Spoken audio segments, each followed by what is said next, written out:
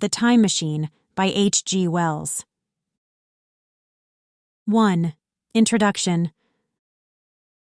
The time traveler, for so it will be convenient to speak of him, was expounding a recondite matter to us. His pale gray eyes shone and twinkled, and his usually pale face was flushed and animated. The fire burnt brightly, and the soft radiance of the incandescent lights in the lilies of silver caught the bubbles that flashed and passed in our glasses. Our chairs, being his patents, embraced and caressed us, rather than submitted to be sat upon, and there was that luxurious after-dinner atmosphere when thought runs gracefully free of the trammels of precision. And he put it to us in this way, marking the points with a lean forefinger. As we sat and lazily admired his earnestness over this new paradox, as we thought it, and his fecundity. You must follow me carefully. I shall have to controvert one or two ideas that are almost universally accepted. The geometry, for instance, they taught you at school is founded on a misconception. Is not that rather a large thing to expect us to begin upon? Said Philby, an argumentative person with red hair. I do not mean to ask you to accept anything without reasonable ground for it. You will soon admit as much as I need from you. You know, of course, that a mathematical line, a line of thickness nil, has no real existence. They taught you that? Neither has a mathematical plane. These things are mere abstractions. That is all right, said the psychologist. Nor, having only length, breadth, and thickness, can a cube have a real existence. There I object, said Philby. Of course a solid body may exist. All real things. So most people think. But wait a moment. Can an instantaneous cube exist? Don't follow you, said Philby. Can a cube that does not last for any time at all have a real existence? Philby became pensive. Clearly, the time traveler proceeded, any real body must have extension in 4 directions. It must have length, breadth, thickness, and duration. But through a natural infirmity of the flesh, which I will explain to you in a moment, we incline to overlook this fact. There are really 4 dimensions, 3 which we call the 3 planes of space, and a 4th, time. There is, however, a tendency to draw an unreal distinction between the former 3 dimensions and the latter, because it happens that our consciousness moves intermittently in one direction along the latter from the beginning to the end of our lives. That, said a very young man, making spasmodic efforts to relight his cigar over the lamp. That, very clear indeed. Now, it is very remarkable that this is so extensively overlooked, continued the time traveler, with a slight accession of cheerfulness. Really, this is what is meant by the 4th dimension, though some people who talk about the 4th dimension do not know they mean it. It is only another way of looking at time. There is no difference between time and any of the 3 dimensions of space, except that our consciousness moves along it. But some foolish people have got hold of the wrong side of that idea. You have all heard what they have to say about this 4th dimension? I have not, said the provincial mayor. It is simply this. That space, as our mathematicians have it, is spoken of as having 3 dimensions, which one may call length, breadth, and thickness, and is always definable by reference to 3 planes, each at right angles to the others. But some philosophical people have been asking why 3 dimensions particularly, why not another direction at right angles to the other 3, and have even tried to construct a 4-dimensional geometry. Professor Simon Newcomb was expounding this to the New York Mathematical Society only a month or so ago. You know how on a flat surface, which has only 2 dimensions, we can represent a figure of a 3-dimensional solid, and similarly they think that by models of 3 dimensions, they could represent one of 4, if they could master the perspective of the thing. See? I think so, murmured the provincial mayor, and knitting his brows, he lapsed into an introspective state, his lips moving as one who repeats mystic words. Yes, I think I see it now, he said after some time, brightening in a quite transitory manner. Well, I do not mind telling you I have been at work upon this geometry of 4 dimensions for some time. Some of my results are curious. For instance, here is a portrait of a man at 8 years old, another at 15, another at 17, another at 23, and so on. All these are evidently sections, as it were, 3-dimensional representations of his 4-dimensioned being, which is a fixed and unalterable thing. Scientific people, proceeded the time traveler, after the pause required for the proper assimilation of this, know very well that time is only a kind of space. Here is a popular scientific diagram, a weather record. This line I trace with my finger shows the movement of the barometer. Yesterday it was so high, yesterday night it fell, then this morning it rose again, and so gently upward to here. Surely the mercury did not trace this line in any of the dimensions of space generally recognized, but certainly it traced such a line, and that line, therefore, we must conclude, was along the time dimension. But, said the medical man, staring hard at a coal in the fire, if time is really only a 4th dimension of space, why is it, and why has it always been, regarded as something different? And why cannot we move in time as we move about in the other dimensions of space? The time traveler smiled. Are you so sure we can move freely in space? Right and left we can go, backward and forward freely enough, and men always have done so. I admit we move freely in 2 dimensions. But how about up and down? Gravitation limits us there. Not exactly, said the medical man. There are balloons. But before the balloons, save for spasmodic jumping and the inequalities of the surface, man had no freedom of vertical movement. Still they could move a little up and down, said the medical man. Easier, far easier down than up. And you cannot move at all in time. You cannot get away from the present moment. My dear sir, that is just where you are wrong. That is just where the whole world has gone wrong. We are always getting away from the present moment. Our mental existences, which are immaterial and have no dimensions, are passing along the time dimension with a uniform velocity from the cradle to the grave, just as we should travel down if we began our existence 50 miles above the Earth's surface. But the great difficulty is this, interrupted the psychologist. You can move about in all directions of space, but you cannot move about in time. That is the germ of my great discovery. But you are wrong to say that we cannot move about in time.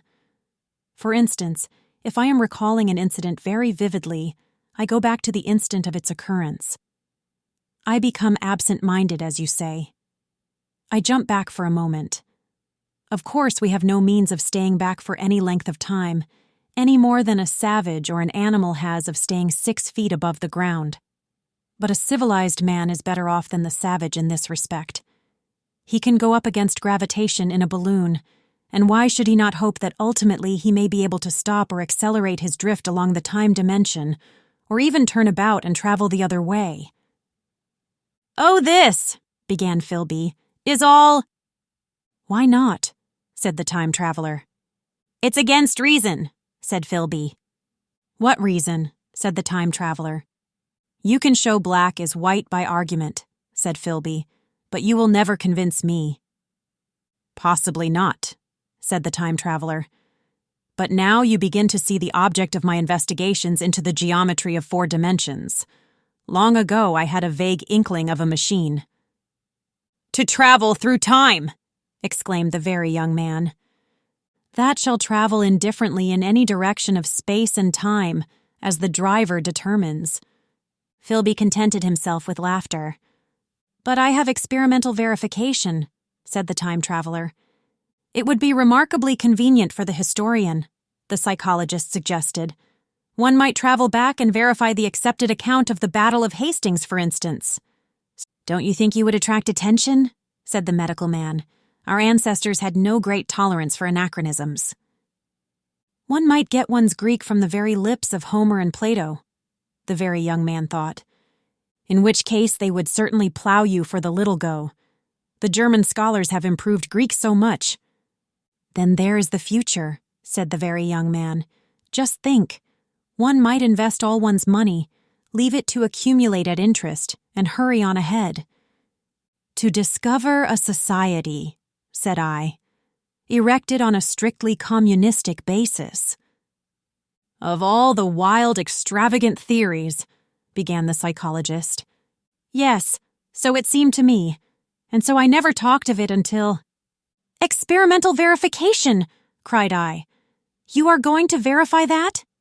"The experiment!" cried Philby, who was getting brain-weary. "Let's see your experiment anyhow," said the psychologist, "though it's all humbug, you know." The time-traveler smiled round at us. Then, still smiling faintly, and with his hands deep in his trousers pockets, he walked slowly out of the room, and we heard his slippers shuffling down the long passage to his laboratory. The psychologist looked at us. "I wonder what he's got." "Some sleight-of-hand trick or other," said the medical man, and Philby tried to tell us about a conjurer he had seen at Burslem, but before he had finished his preface, the time-traveler came back, and Philby's anecdote collapsed. 2. The machine. The thing the time-traveler held in his hand was a glittering metallic framework, scarcely larger than a small clock, and very delicately made.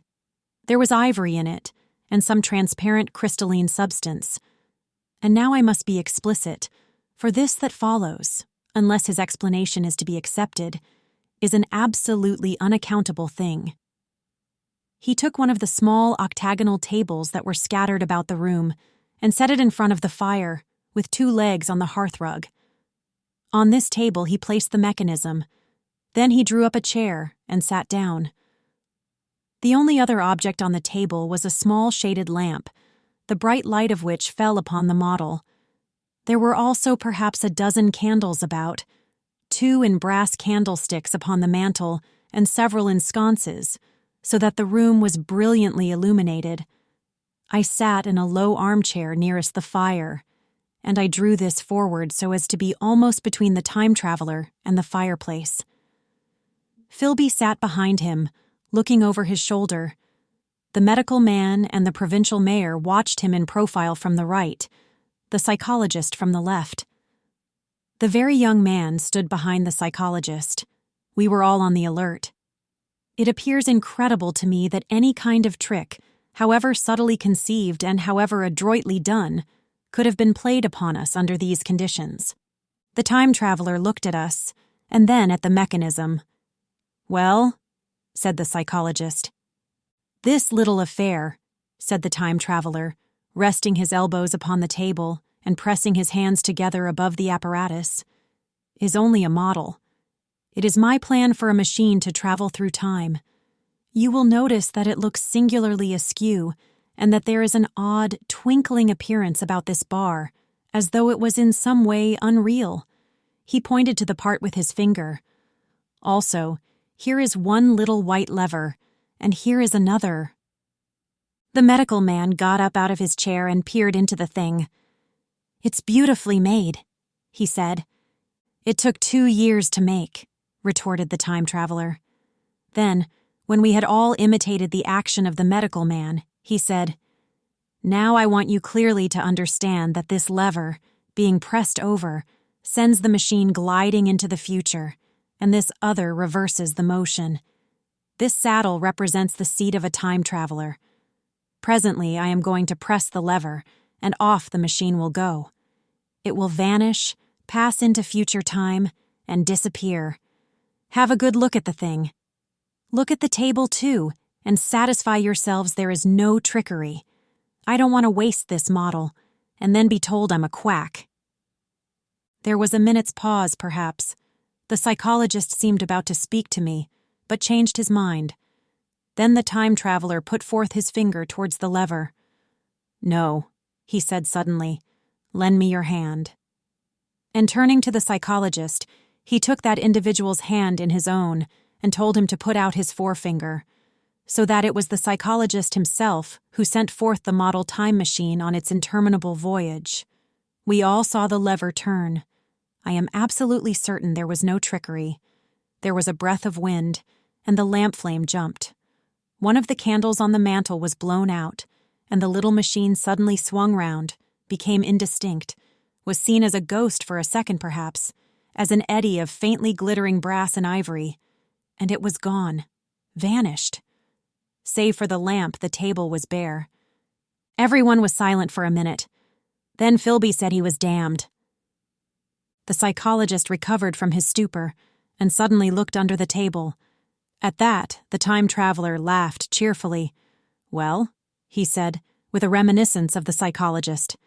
Then, getting up, he went to the tobacco jar on the mantel, and with his back to us began to fill his pipe. We stared at each other.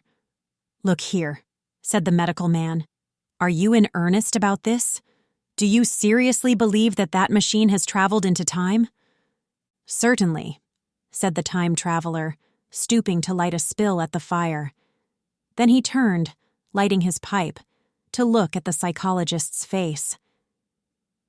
The psychologist, to show that he was not unhinged, helped himself to a cigar and tried to light it uncut. "What is more, I have a big machine nearly finished in there." He indicated the laboratory. "And when that is put together, I mean to have a journey on my own account." "You mean to say that that machine has traveled into the future?" said Philby. "Into the future or the past? I don't, for certain, know which." After an interval, the psychologist had an inspiration. "It must have gone into the past if it has gone anywhere," he said. "Why?" said the time traveler. "Because I presume that it has not moved in space, and if it traveled into the future, it would still be here all this time, since it must have traveled through this time." "But," said I, "if it traveled into the past, it would have been visible when we came first into this room, and last Thursday when we were here, and the Thursday before that, and so forth." "Serious objections," remarked the provincial mayor, with an air of impartiality, turning towards the time traveler. "Not a bit," said the time traveler, and to the psychologist, "You think. You can explain that. It's presentation below the threshold, you know. Diluted presentation." "Of course," said the psychologist, and reassured us. "That's a simple point of psychology. I should have thought of it. It's plain enough, and helps the paradox delightfully. We cannot see it, nor can we appreciate this machine, any more than we can the spoke of a wheel spinning or a bullet flying through the air. If it is traveling through time 50 times or 100 times faster than we are, if it gets through a minute while we get through a second, the impression it creates will of course be only 1/50th or 100th of what it would make if it were not traveling in time. That's plain enough." He passed his hand through the space in which the machine had been. "You see?" he said, laughing. We sat and stared at the vacant table for a minute or so. Then the time traveler asked us what we thought of it all. "It sounds plausible enough tonight," said the medical man. "But wait until tomorrow. Wait for the common sense of the morning." "Would you like to see the time machine itself?" asked the time traveler. And therewith, taking the lamp in his hand, he led the way down the long, drafty corridor to his laboratory. I remember vividly the flickering light, his queer, broad head in silhouette, the dance of the shadows, how we all followed him, puzzled but incredulous, and how there in the laboratory we beheld a larger edition of the little mechanism which we had seen vanish from before our eyes. Parts were of nickel, parts of ivory, parts had certainly been filed or sawn out of rock crystal. The thing was generally complete, but the twisted crystalline bars lay unfinished upon the bench beside some sheets of drawings, and I took one up for a better look at it. Quartz it seemed to be. "Look here," said the medical man. "Are you perfectly serious? Or is this a trick, like that ghost you showed us last Christmas?" "Upon that machine," said the time traveler, holding the lamp aloft, "I intend to explore time. Is that plain?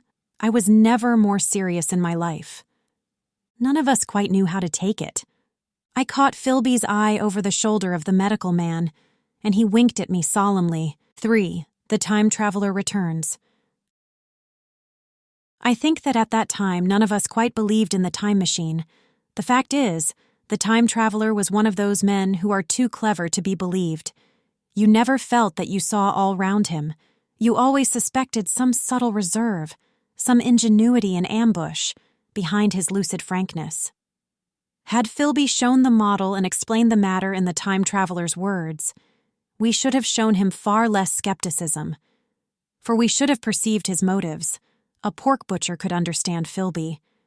But the time traveler had more than a touch of whim among his elements, and we distrusted him. Things that would have made the fame of a less clever man seemed tricks in his hands. It is a mistake to do things too easily.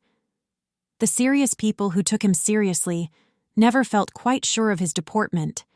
They were somehow aware that trusting their reputations for judgment with him was like furnishing a nursery with eggshell china. So I don't think any of us said very much about time traveling in the interval between that Thursday and the next, though its odd potentialities ran, no doubt, in most of our minds. Its plausibility, that is, its practical incredibleness, the curious possibilities of anachronism and of utter confusion it suggested. For my own part, I was particularly preoccupied with the trick of the model, that I remember discussing with the medical man whom I met on Friday at the Linnaean. He said he had seen a similar thing at Tübingen, and laid considerable stress on the blowing out of the candle. But how the trick was done, he could not explain. The next Thursday, I went again to Richmond. I suppose I was one of the time traveler's most constant guests, and arriving late, found 4 or 5 men already assembled in his drawing room. The medical man was standing before the fire with a sheet of paper in one hand and his watch in the other. I looked round for the time traveler and, "It's 7:30 now," said the medical man. "I suppose we'd better have dinner." "Where's—" said I, naming our host. "You've just come? It's rather odd. He's unavoidably detained. He asks me in this note to lead off with dinner at 7 if he's not back. Says he'll explain when he comes." "It seems a pity to let the dinner spoil," said the editor of a well-known daily paper, and thereupon the doctor rang the bell. The psychologist was the only person besides the doctor and myself who had attended the previous dinner. The other men were blank, the editor aforementioned, a certain journalist, and another, a quiet, shy man with a beard, whom I didn't know, and who, as far as my observation went, never opened his mouth all the evening. There was some speculation at the dinner table about the time traveler's absence, and I suggested time traveling in a half-jocular spirit. The editor wanted that explained to him, and the psychologist volunteered a wooden account of the ingenious paradox and trick we had witnessed that day week. He was in the midst of his exposition when the door from the corridor opened slowly and without noise. I was facing the door and saw it first. "Hello," I said. "At last." And the door opened wider, and the time traveler stood before us. I gave a cry of surprise. "Good heavens! Man, what's the matter?" cried the medical man, who saw him next. And the whole tableful turned towards the door. He was in an amazing plight. His coat was dusty and dirty, and smeared with green down the sleeves, his hair disordered, and as it seemed to me grayer, either with dust and dirt, or because its color had actually faded. His face was ghastly pale, his chin had a brown cut on it, a cut half-healed, his expression was haggard and drawn, as by intense suffering. For a moment he hesitated in the doorway, as if he had been dazzled by the light. Then he came into the room. He walked with just such a limp as I have seen in footsore tramps. We stared at him in silence, expecting him to speak. He said not a word, but came painfully to the table and made a motion towards the wine. The editor filled a glass of champagne and pushed it towards him. He drained it, and it seemed to do him good, for he looked round the table, and the ghost of his old smile flickered across his face. "What on earth have you been up to, man?" said the doctor. The time traveler did not seem to hear. "Don't let me disturb you," he said, with a certain faltering articulation. "I'm all right." He stopped, held out his glass for more, and took it off at a draught. "That's good," he said. His eyes grew brighter, and a faint color came into his cheeks. His glance flickered over our faces with a certain dull approval, and then went round the warm and comfortable room. Then he spoke again, still as it were feeling his way among his words. "I'm going to wash and dress, and then I'll come down and explain things. Save me some of that mutton. I'm starving for a bit of meat." He looked across at the editor, who was a rare visitor, and hoped he was all right. The editor began a question. "Tell you presently," said the time traveler.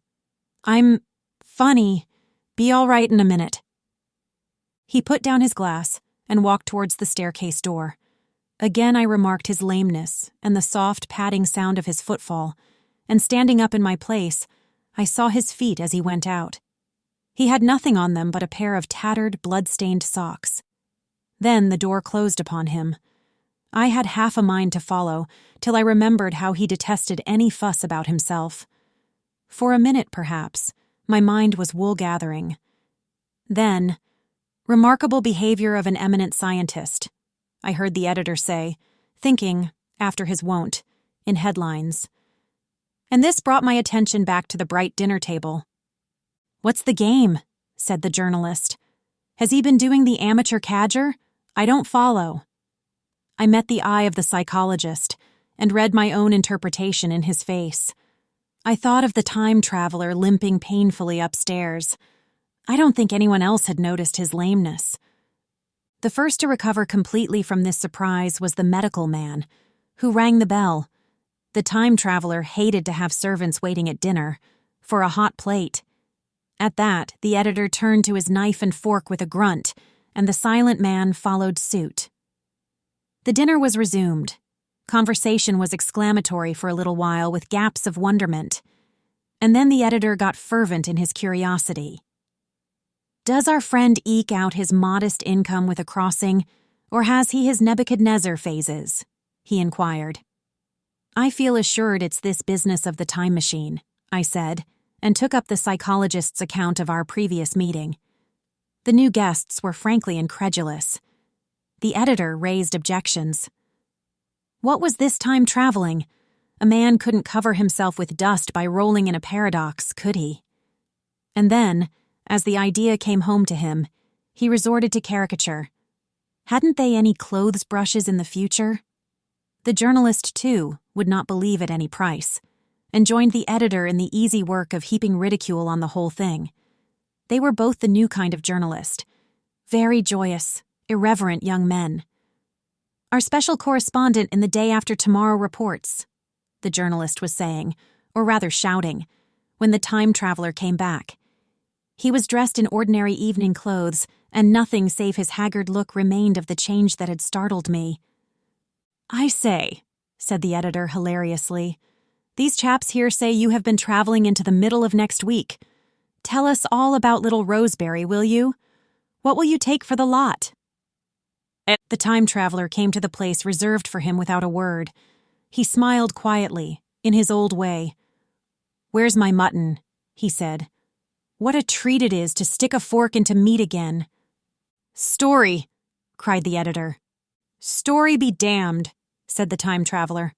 "I want something to eat. I won't say a word until I get some peptone into my arteries. Thanks.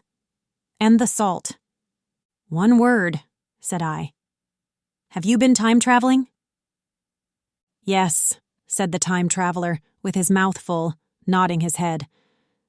"I'd give $1 a line for a verbatim note," said the editor.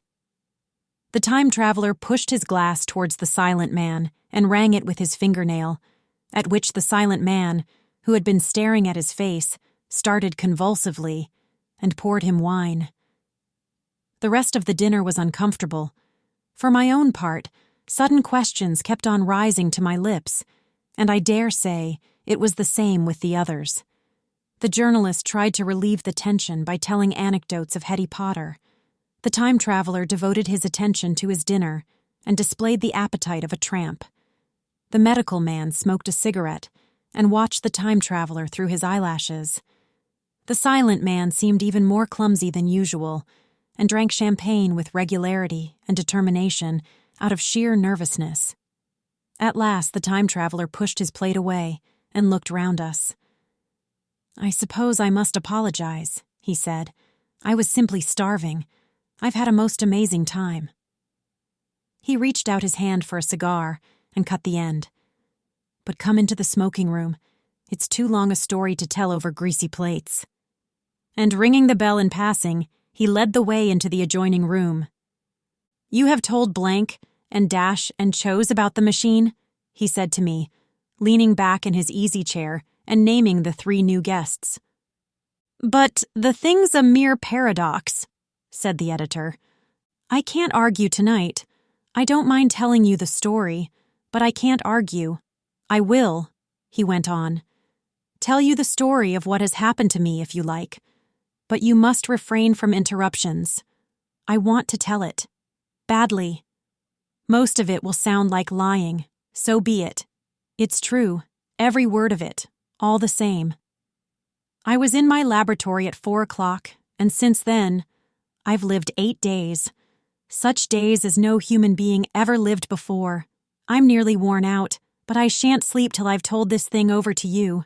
Then I shall go to bed, but no interruptions. Is it agreed?" "Agreed," said the editor, and the rest of us echoed, "Agreed." And with that, the time traveler began his story as I have set it forth. He sat back in his chair at first and spoke like a weary man. Afterwards, he got more animated. In writing it down, I feel with only too much keenness the inadequacy of pen and ink, and above all, my own inadequacy, to express its quality. You read, I will suppose, attentively enough, but you cannot see the speaker's white, sincere face in the bright circle of the little lamp, nor hear the intonation of his voice. You cannot know how his expression followed the turns of his story. Most of us hearers were in shadow, for the candles in the smoking room had not been lighted, and only the face of the journalist and the legs of the silent man from the knees downward were illuminated. At first we glanced now and again at each other. After a time we ceased to do that, and looked only at the time traveler's face. 4. Time traveling. I told some of you last Thursday of the principles of the time machine, and showed you the actual thing itself, incomplete in the workshop. There it is now, a little travel-worn, truly, and one of the ivory bars is cracked, and a brass rail bent. But the rest of it's sound enough. I expected to finish it on Friday. But on Friday, when the putting together was nearly done, I found that one of the nickel bars was exactly 1 inch too short, and this I had to get remade, so that the thing was not complete until this morning. It was at 10 o'clock today that the first of all time machines began its career. I gave it a last tap, tried all the screws again, put 1 more drop of oil on the quartz rod, and sat myself in the saddle. I suppose a suicide who holds a pistol to his skull feels much the same wonder at what will come next as I felt then. I took the starting lever in one hand and the stopping one in the other, pressed the first, and almost immediately the second. I seemed to reel. I felt a nightmare sensation of falling, and looking round, I saw the laboratory exactly as before. Had anything happened? For a moment I suspected that my intellect had tricked me. Then I noted the clock. A moment before, as it seemed, it had stood at a minute or so past 10. Now it was nearly 3:30. I drew a breath, set my teeth, gripped the starting lever with both hands, and went off with a thud. The laboratory got hazy and went dark. Mrs. Watchett came in and walked, apparently without seeing me, towards the garden door. I suppose it took her a minute or so to traverse the place, but to me she seemed to shoot across the room like a rocket. I pressed the lever over to its extreme position. The night came like the turning out of a lamp, and in another moment came tomorrow. The laboratory grew faint and hazy, then fainter and ever fainter. Tomorrow night came black, then day again, night again, day again, faster and faster still. An eddying murmur filled my ears, and a strange, dumb confusedness descended on my mind. I am afraid I cannot convey the peculiar sensations of time traveling. They are excessively unpleasant. There is a feeling exactly like that one has upon a switchback, of a helpless, headlong motion. I felt the same horrible anticipation, too, of an imminent smash. As I put on pace, night followed day like the flapping of a black wing. The dim suggestion of the laboratory seemed presently to fall away from me, and I saw the sun hopping swiftly across the sky, leaping it every minute, and every minute marking a day. I supposed the laboratory had been destroyed, and I had come into the open air. I had a dim impression of scaffolding, but I was already going too fast to be conscious of any moving things. The slowest snail that ever crawled dashed by too fast for me. The twinkling succession of darkness and light was excessively painful to the eye. Then, in the intermittent darknesses, I saw the moon spinning swiftly through her quarters from new to full, and had a faint glimpse of the circling stars. Presently, as I went on, still gaining velocity, the palpitation of night and day merged into one continuous grayness. The sky took on a wonderful deepness of blue, a splendid luminous color like that of early twilight. The jerking sun became a streak of fire, a brilliant arch in space, the moon a fainter fluctuating band, and I could see nothing of the stars, save now and then a brighter circle flickering in the blue.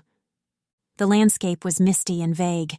I was still on the hillside upon which this house now stands, and the shoulder rose above me gray and dim. I saw trees growing and changing like puffs of vapor, now brown, now green.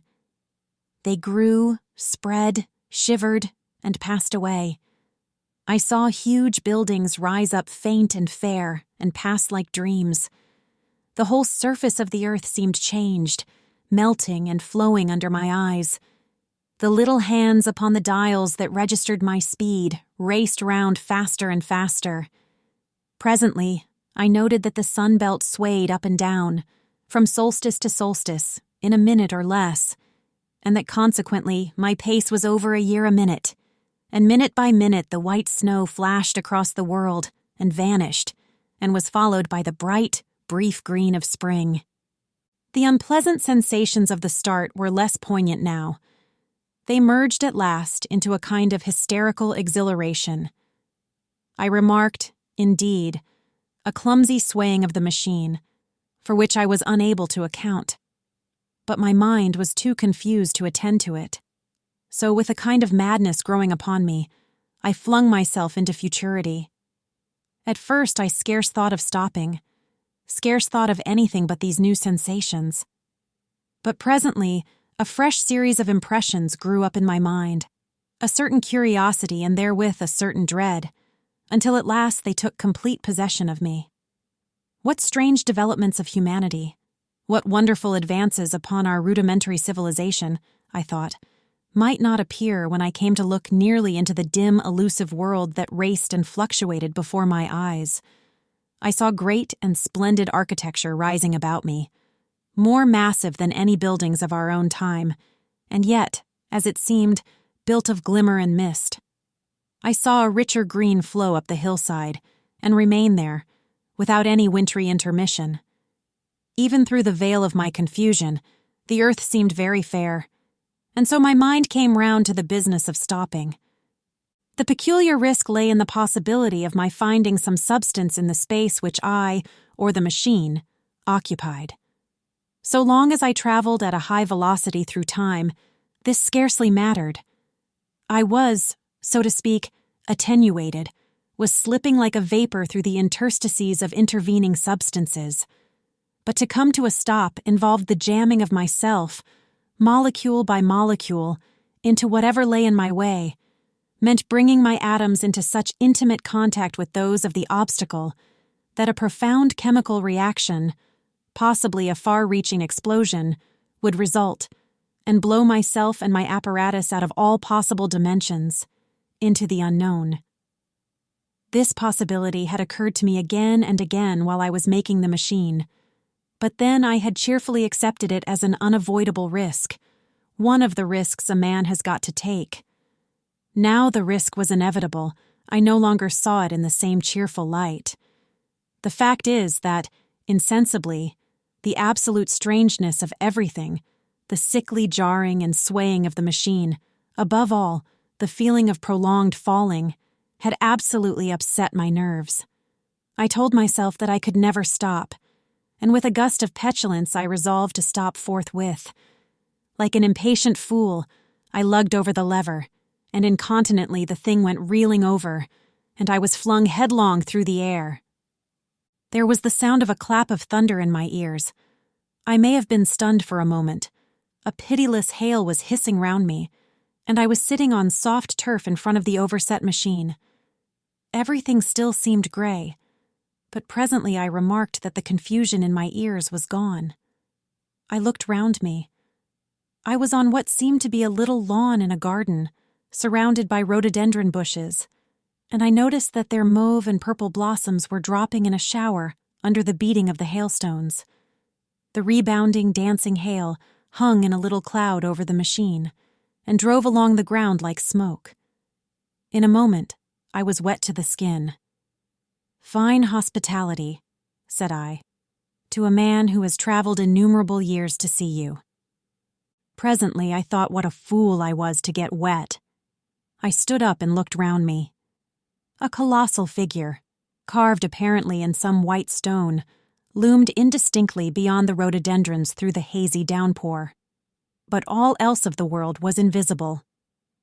My sensations would be hard to describe. As the columns of hail grew thinner, I saw the white figure more distinctly. It was very large, for a silver birch tree touched its shoulder. It was of white marble, in shape something like a winged sphinx. But the wings, instead of being carried vertically at the sides, were spread so that it seemed to hover. The pedestal, it appeared to me, was of bronze, and was thick with verdigris. It chanced that the face was towards me. The sightless eyes seemed to watch me. There was the faint shadow of a smile on the lips. It was greatly weather-worn, and that imparted an unpleasant suggestion of disease. I stood looking at it for a little space, half a minute, perhaps, or half an hour. It seemed to advance and to recede as the hail drove before it denser or thinner. At last I tore my eyes from it for a moment, and saw that the hail curtain had worn threadbare, and that the sky was lightening with the promise of the sun. I looked up again at the crouching white shape, and the full temerity of my voyage came suddenly upon me. What might appear when that hazy curtain was altogether withdrawn? What might not have happened to men? What if cruelty had grown into a common passion? What if in this interval the race had lost its manliness and had developed into something inhuman, unsympathetic, and overwhelmingly powerful? I might seem some old-world savage animal, only the more dreadful and disgusting for our common likeness, a foul creature to be incontinently slain. Already I saw other vast shapes, huge buildings with intricate parapets and tall columns, with a wooded hillside dimly creeping in upon me through the lessening storm. I was seized with a panic fear. I turned frantically to the time machine and strove hard to readjust it. As I did so, the shafts of the sun smote through the thunderstorm. The gray downpour was swept aside and vanished like the trailing garments of a ghost. Above me, in the intense blue of the summer sky, some faint brown shreds of cloud whirled into nothingness. The great buildings about me stood out clear and distinct, shining with the wet of the thunderstorm, and picked out in white by the unmelted hailstones piled along their courses. I felt naked in a strange world. I felt as perhaps a bird may feel in the clear air, knowing the hawk wings above and will swoop. My fear grew to frenzy. I took a breathing space, set my teeth, and again grappled fiercely, wrist and knee, with the machine. It gave under my desperate onset and turned over. It struck my chin violently. One hand on the saddle, the other on the lever, I stood panting heavily, in attitude to mount again. But with this recovery of a prompt retreat, my courage recovered. I looked more curiously and less fearfully at this world of the remote future. In a circular opening, high up in the wall of the nearer house, I saw a group of figures clad in rich, soft robes. They had seen me, and their faces were directed towards me. Then I heard voices approaching me. Coming through the bushes by the white sphinx were the heads and shoulders of men running. One of these emerged in a pathway leading straight to the little lawn upon which I stood with my machine. He was a slight creature, perhaps 4 feet high, clad in a purple tunic, girdled at the waist with a leather belt.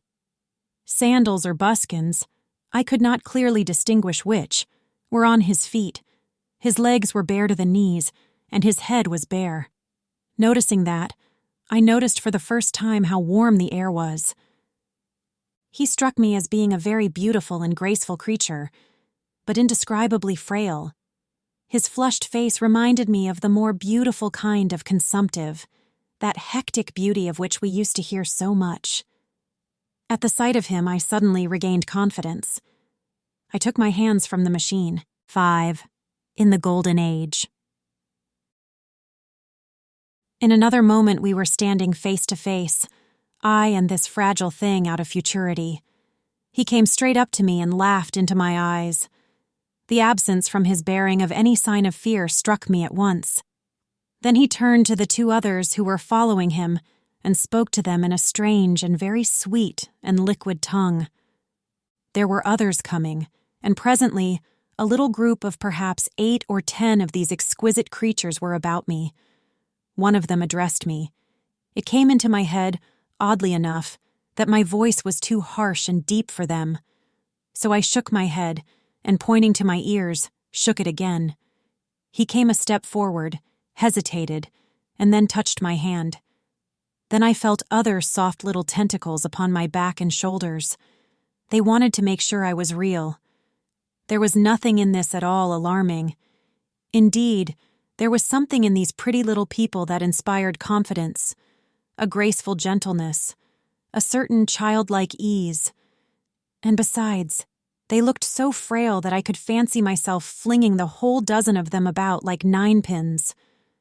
But I made a sudden motion to warn them when I saw their little pink hands feeling at the time machine.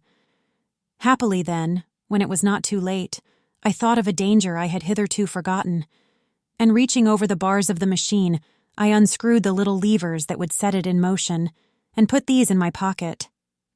Then I turned again to see what I could do in the way of communication. And then, looking more nearly into their features, I saw some further peculiarities in their Dresden china type of prettiness. Their hair, which was uniformly curly, came to a sharp end at the neck and cheek. There was not the faintest suggestion of it on the face, and their ears were singularly minute. The mouths were small, with bright red, rather thin lips, and the little chins ran to a point. The eyes were large and mild, and, this may seem egotism on my part, I fancied even that there was a certain lack of the interest I might have expected in them. As they made no effort to communicate with me, but simply stood round me smiling and speaking in soft, cooing notes to each other, I began the conversation.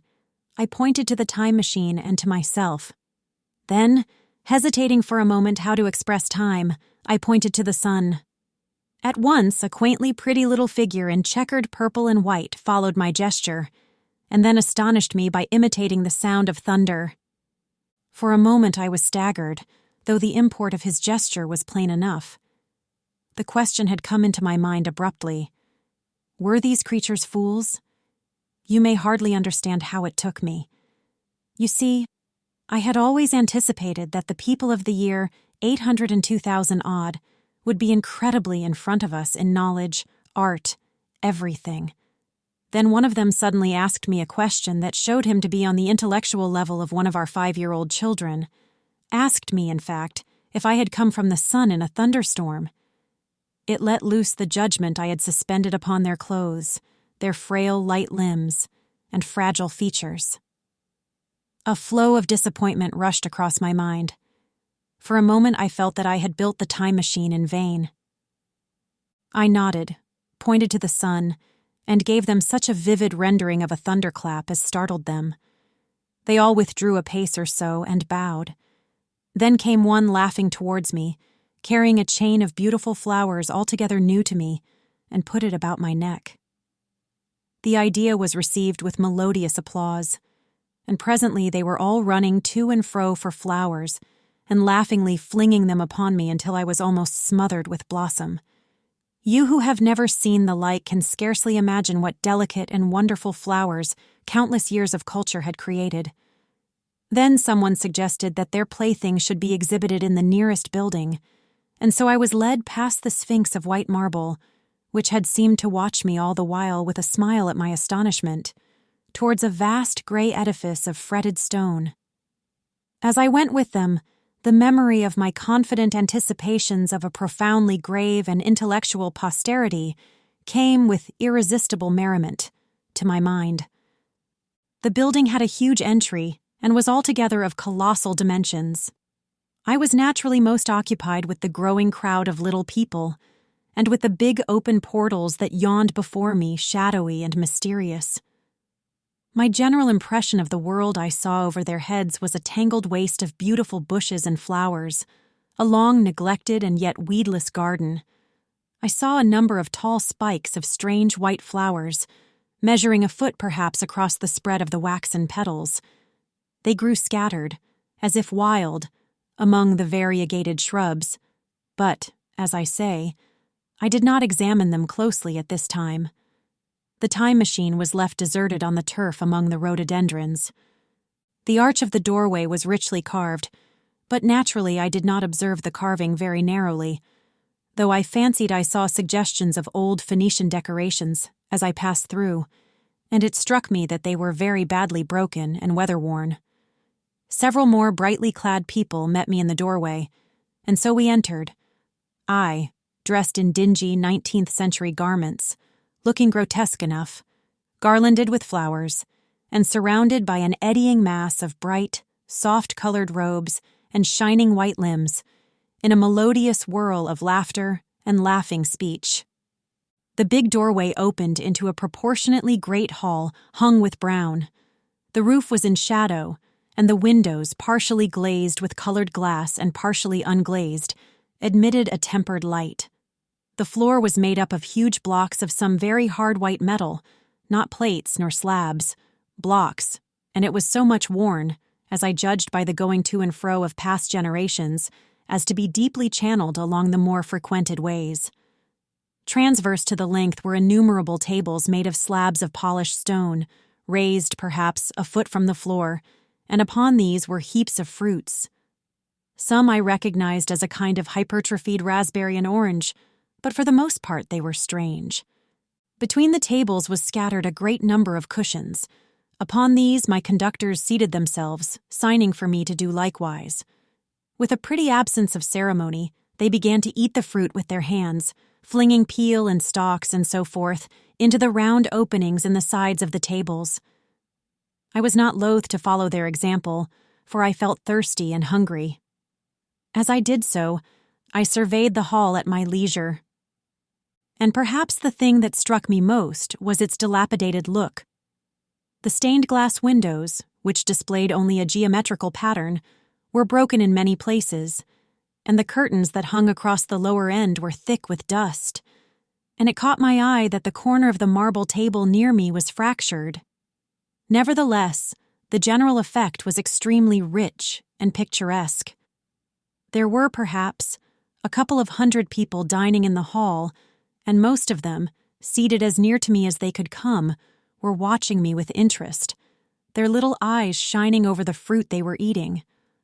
All were clad in the same soft and yet strong, silky material. Fruit, by the by, was all their diet. These people of the remote future were strict vegetarians, and while I was with them, in spite of some carnal cravings, I had to be frugivorous also. Indeed, I found afterwards that horses, cattle, sheep, dogs had followed the ichthyosaurus into extinction, but the fruits were very delightful. One in particular, that seemed to be in season all the time I was there, a flowery thing in a three-sided husk, was especially good, and I made it my staple. At first I was puzzled by all these strange fruits, and by the strange flowers I saw, but later I began to perceive their import. However, I am telling you of my fruit dinner in the distant future now. So soon as my appetite was a little checked, I determined to make a resolute attempt to learn the speech of these new men of mine. Clearly that was the next thing to do. The fruits seemed a convenient thing to begin upon, and holding one of these up, I began a series of interrogative sounds and gestures. I had some considerable difficulty in conveying my meaning. At first my efforts met with a stare of surprise or inextinguishable laughter, but presently a fair-haired little creature seemed to grasp my intention and repeated a name. They had to chatter and explain the business at great length to each other, and my first attempts to make the exquisite little sounds of their language caused an immense amount of genuine, if uncivil, amusement. However, I felt like a schoolmaster amidst children, and persisted, and presently I had a score of noun substantives at least at my command, and then I got to demonstrative pronouns, and even the verb to eat. But it was slow work, and the little people soon tired and wanted to get away from my interrogations, so I determined, rather of necessity, to let them give their lessons in little doses when they felt inclined. And very little doses I found they were before long, for I never met people more indolent or more easily fatigued. 6. The sunset of mankind. A queer thing I soon discovered about my little hosts, and that was their lack of interest. They would come to me with eager cries of astonishment, like children, but, like children, they would soon stop examining me and wander away after some other toy. The dinner and my conversational beginnings ended, I noted for the first time that almost all those who had surrounded me at first were gone. It is odd, too, how speedily I came to disregard these little people. I went out through the portal into the sunlit world again as soon as my hunger was satisfied. I was continually meeting more of these men of the future, who would follow me a little distance, chatter and laugh about me, and having smiled and gesticulated in a friendly way, leave me again to my own devices. The calm of evening was upon the world as I emerged from the great hall, and the scene was lit by the warm glow of the setting sun. At first things were very confusing. Everything was so entirely different from the world I had known, even the flowers. The big building I had left was situated on the slope of a broad river valley, but the Thames had shifted perhaps a mile from its present position. I resolved to mount to the summit of a crest, perhaps a mile and a half away, from which I could get a wider view of this our planet in the year 802,701 A.D. For that, I should explain, was the date the little dials of my machine recorded. As I walked, I was watching for every impression that could possibly help to explain the condition of ruinous splendor in which I found the world. For ruinous it was. A little way up the hill, for instance, was a great heap of granite, bound together by masses of aluminium, a vast labyrinth of precipitous walls and crumpled heaps, amidst which were thick heaps of very beautiful pagoda-like plants, nettles possibly, but wonderfully tinted with brown about the leaves and incapable of stinging. It was evidently the derelict remains of some vast structure, to what end built I could not determine. It was here that I was destined, at a later date, to have a very strange experience, the first intimation of a still stranger discovery, but of that I will speak in its proper place.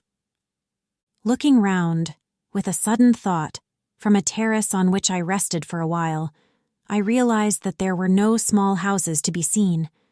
Apparently the single house, and possibly even the household, had vanished.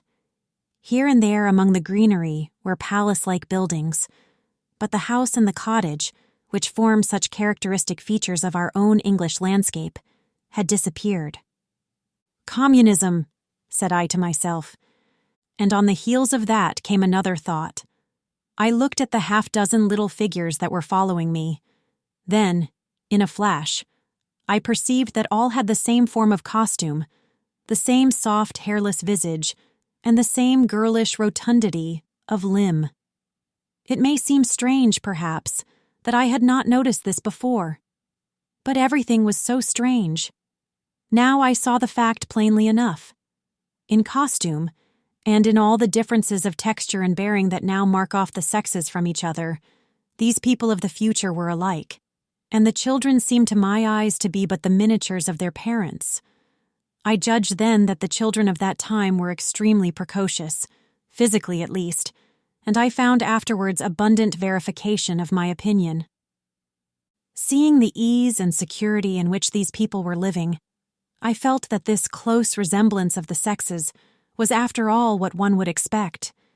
For the strength of a man and the softness of a woman, the institution of the family, and the differentiation of occupations are mere militant necessities of an age of physical force. Where population is balanced and abundant, much childbearing becomes an evil rather than a blessing to the state. Where violence comes but rarely and offspring are secure, there is less necessity. Indeed, there is no necessity for an efficient family, and the specialization of the sexes with reference to their children's needs disappears. We see some beginnings of this even in our own time, and in this future age it was complete. This, I must remind you, was my speculation at the time. Later, I was to appreciate how far it fell short of the reality. While I was musing upon these things, my attention was attracted by a pretty little structure, like a well under a cupola. I thought in a transitory way of the oddness of wells still existing, and then resumed the thread of my speculations. There were no large buildings towards the top of the hill, and as my walking powers were evidently miraculous, I was presently left alone for the first time. With a strange sense of freedom and adventure, I pushed on up to the crest. There I found a seat of some yellow metal that I did not recognize, corroded in places with a kind of pinkish rust, and half smothered in soft moss, the armrests cast and filed into the resemblance of griffins' heads. I sat down on it, and I surveyed the broad view of our old world under the sunset of that long day. It was as sweet and fair a view as I have ever seen. The sun had already gone below the horizon, and the west was flaming gold, touched with some horizontal bars of purple and crimson. Below was the valley of the Thames, in which the river lay like a band of burnished steel. I have already spoken of the great palaces dotted about among the variegated greenery, some in ruins and some still occupied. Here and there rose a white or silvery figure in the waste garden of the earth. Here and there came the sharp vertical line of some cupola or obelisk. There were no hedges, no signs of proprietary rights, no evidences of agriculture. The whole earth had become a garden. So watching, I began to put my interpretation upon the things I had seen, and as it shaped itself to me that evening, my interpretation was something in this way. Afterwards I found I had got only a half-truth, or only a glimpse of one facet of the truth. It seemed to me that I had happened upon humanity upon the wane. The ruddy sunset set me thinking of the sunset of mankind. For the first time I began to realize an odd consequence of the social effort in which we are at present engaged. And yet, come to think, it is a logical consequence enough. Strength is the outcome of need. Security sets a premium on feebleness. The work of ameliorating the conditions of life, the true civilizing process that makes life more and more secure, had gone steadily on to a climax. One triumph of a united humanity over nature had followed another. Things that are now mere dreams had become projects deliberately put in hand and carried forward. And the harvest was what I saw. After all, the sanitation and the agriculture of today are still in the rudimentary stage. The science of our time has attacked but a little department of the field of human disease. But even so, it spreads its operations very steadily and persistently. Our agriculture and horticulture destroy a weed just here and there, and cultivate perhaps a score or so of wholesome plants, leaving the greater number to fight out a balance as they can. We improve our favorite plants and animals, and how few they are, gradually by selective breeding. Now a new and better peach, now a seedless grape, now a sweeter and larger flower, now a more convenient breed of cattle. We improve them gradually because our ideals are vague and tentative, and our knowledge is very limited, because nature, too, is shy and slow in our clumsy hands. Someday, all this will be better organized, and still better. That is the drift of the current, in spite of the eddies. The whole world will be intelligent, educated, and cooperating. Things will move faster and faster towards the subjugation of nature.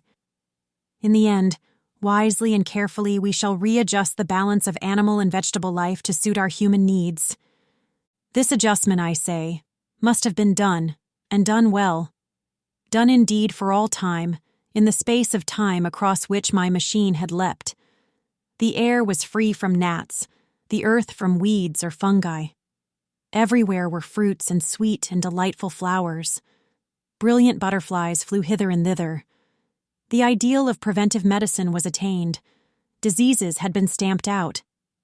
I saw no evidence of any contagious diseases during all my stay, and I shall have to tell you later that even the processes of putrefaction and decay had been profoundly affected by these changes.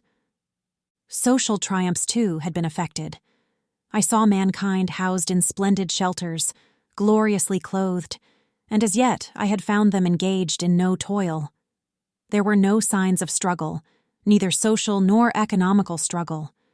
The shop, the advertisement, traffic, all that commerce which constitutes the body of our world, was gone. It was natural on that golden evening that I should jump at the idea of a social paradise. The difficulty of increasing population had been met, I guessed, and population had ceased to increase. But with this change in condition comes inevitably adaptations to the change. What, unless biological science is a mass of errors, is the cause of human intelligence and vigor? Hardship and freedom, conditions under which the active, strong, and subtle survive and the weaker go to the wall. Conditions that put a premium upon the loyal alliance of capable men, upon self-restraint, patience, and decision. And the institution of the family, and the emotions that arise therein, the fierce jealousy, the tenderness for offspring, parental self-devotion, all found their justification and support in the imminent dangers of the young. Now, where are these imminent dangers?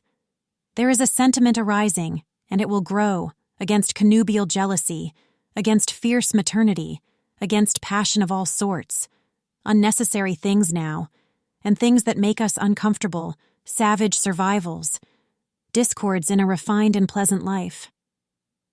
I thought of the physical slightness of the people, their lack of intelligence, and those big abundant ruins, and it strengthened my belief in a perfect conquest of nature, for after the battle comes quiet. Humanity had been strong, energetic, and intelligent, and had used all its abundant vitality to alter the conditions under which it lived. And now came the reaction of the altered conditions. Under the new conditions of perfect comfort and security, that restless energy, that with us is strength, would become weakness. Even in our own time, certain tendencies and desires, once necessary to survival, are a constant source of failure. Physical courage and the love of battle, for instance, are no great help, may even be hindrances, to a civilized man, and in a state of physical balance and security, power, intellectual as well as physical, would be out of place. For countless years I judged there had been no danger of war or solitary violence, no danger from wild beasts, no wasting disease to require strength of constitution, no need of toil.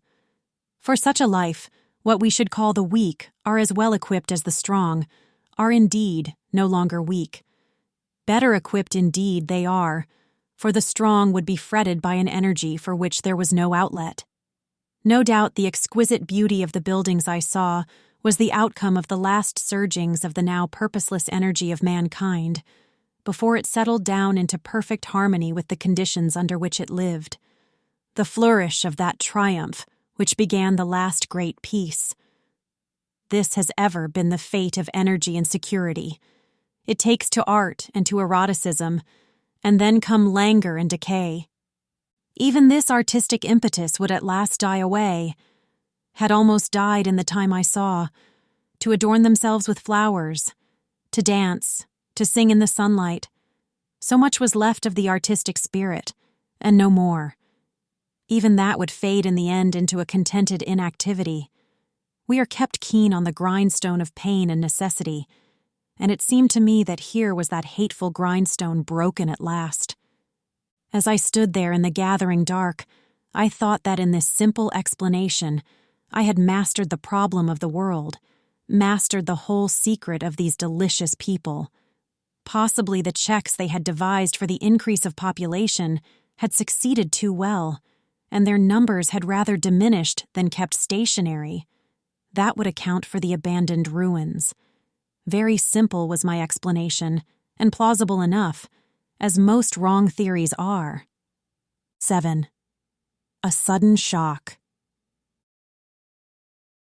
As I stood there musing over this too perfect triumph of man, the full moon, yellow and gibbous, came up out of an overflow of silver light in the northeast. The bright little figures ceased to move about below, a noiseless owl flitted by, and I shivered with the chill of the night.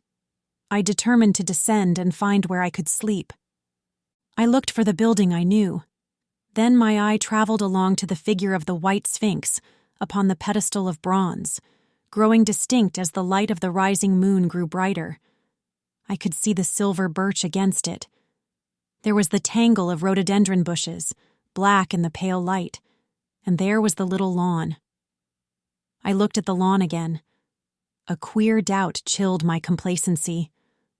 No, said I stoutly to myself, that was not the lawn. But it was the lawn, for the white leprous face of the Sphinx was towards it. Can you imagine what I felt as this conviction came home to me? But you cannot. The time machine was gone. At once, like a lash across the face, came the possibility of losing my own age, of being left helpless in this strange new world. The bare thought of it was an actual physical sensation. I could feel it grip me at the throat and stop my breathing. In another moment, I was in a passion of fear and running with great leaping strides down the slope. Once I fell headlong and cut my face. I lost no time in stanching the blood, but jumped up and ran on with a warm trickle down my cheek and chin. All the time I ran, I was saying to myself, "They have moved it a little, pushed it under the bushes out of the way." Nevertheless, I ran with all my might. All the time, with the certainty that sometimes comes with excessive dread, I knew that such assurance was folly, knew instinctively that the machine was removed out of my reach. My breath came with pain. I suppose I covered the whole distance from the hill crest to the little lawn, 2 miles perhaps, in 10 minutes. And I am not a young man. I cursed aloud as I ran, at my confident folly in leaving the machine, wasting good breath thereby. I cried aloud, and none answered. Not a creature seemed to be stirring in that moonlit world. When I reached the lawn, my worst fears were realized. Not a trace of the thing was to be seen. I felt faint and cold when I faced the empty space among the black tangle of bushes. I ran round it furiously, as if the thing might be hidden in a corner, and then stopped abruptly, with my hands clutching my hair. Above me towered the Sphinx, upon the bronze pedestal, white, shining, leprous, in the light of the rising moon.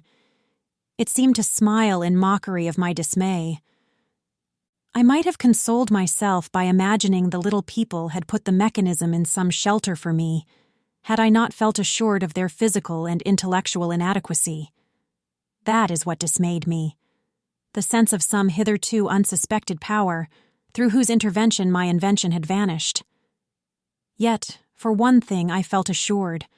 Unless some other age had produced its exact duplicate, the machine could not have moved in time. The attachment of the levers, I will show you the method later, prevented anyone from tampering with it in that way when they were removed. It had moved and was hid, only in space. But then, where could it be? I think I must have had a kind of frenzy.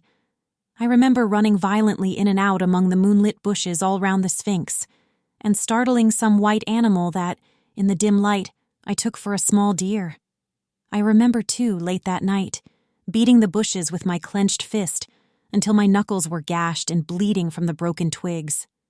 Then, sobbing and raving in my anguish of mind, I went down to the great building of stone. The big hall was dark, silent, and deserted. I slipped on the uneven floor and fell over one of the malachite tables, almost breaking my shin. I lit a match and went on past the dusty curtains, of which I have told you. There I found a second great hall covered with cushions, upon which, perhaps, a score or so of the little people were sleeping.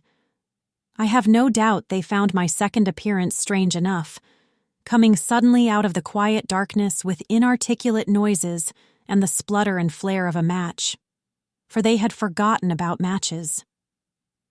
"Where is my time machine?" I began, bawling like an angry child, laying hands upon them and shaking them up together. It must have been very queer to them. Some laughed, most of them looked sorely frightened. When I saw them standing round me, it came into my head that I was doing as foolish a thing as it was possible for me to do under the circumstances, in trying to revive the sensation of fear. For, reasoning from their daylight behavior, I thought that fear must be forgotten. Abruptly, I dashed down the match, and knocking one of the people over in my course, went blundering across the big dining hall again, out under the moonlight. I heard cries of terror and their little feet running and stumbling this way and that. I do not remember all I did as the moon crept up the sky. I suppose it was the unexpected nature of my loss that maddened me. I felt hopelessly cut off from my own kind, a strange animal in an unknown world. I must have raved to and fro, screaming and crying upon God and fate. I have a memory of horrible fatigue, as the long night of despair wore away, of looking in this impossible place and that, of groping among moonlit ruins and touching strange creatures in the black shadows. At last, of lying on the ground near the Sphinx and weeping with absolute wretchedness, even anger at the folly of leaving the machine having leaked away with my strength. I had nothing left but misery.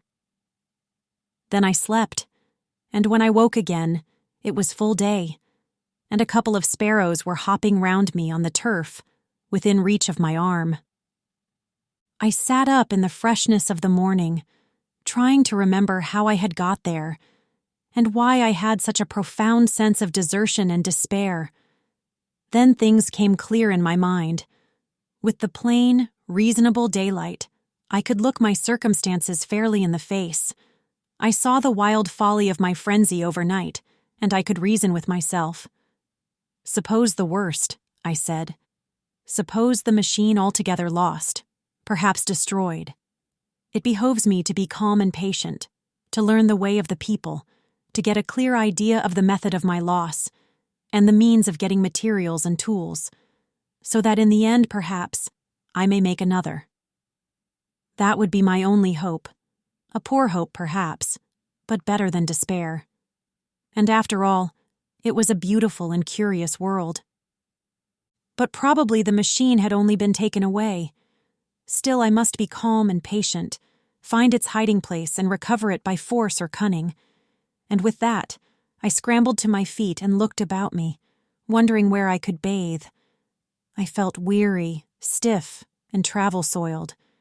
The freshness of the morning made me desire an equal freshness. I had exhausted my emotion. Indeed, as I went about my business, I found myself wondering at my intense excitement overnight. I made a careful examination of the ground about the little lawn. I wasted some time in futile questionings, conveyed, as well as I was able, to such of the little people as came by. They all failed to understand my gestures.